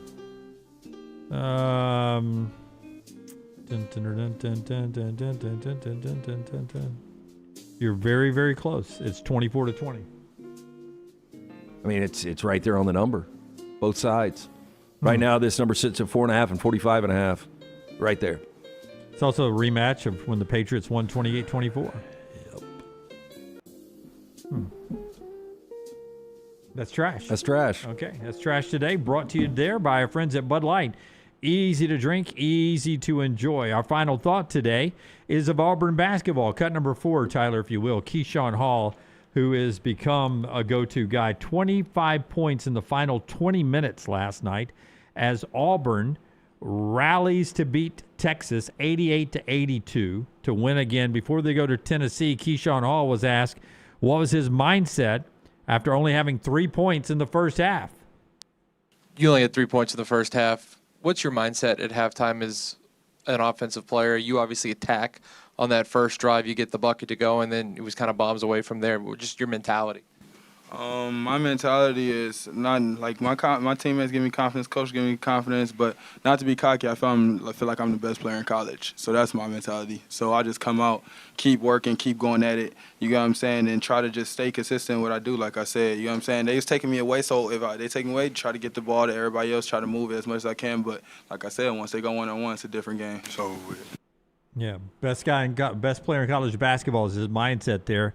Plays like it sometimes, and that team is hot as they go play at Tennessee this weekend. I mean, he is one of the best offensive bigs in college basketball. I can't deny it. Should be a fun weekend of college basketball. Don't forget, tomorrow we're down at the O'Reilly Auto Show downtown, and we look forward to being back down there again to get ready for all the fun. We're live from 9 to 12 there. You can come be a part of it starting at 3 tomorrow afternoon all the way through the weekend. Until next time, God bless you and God bless America. We'll see you tomorrow. Don't forget, a new Bama and Bourbon is out.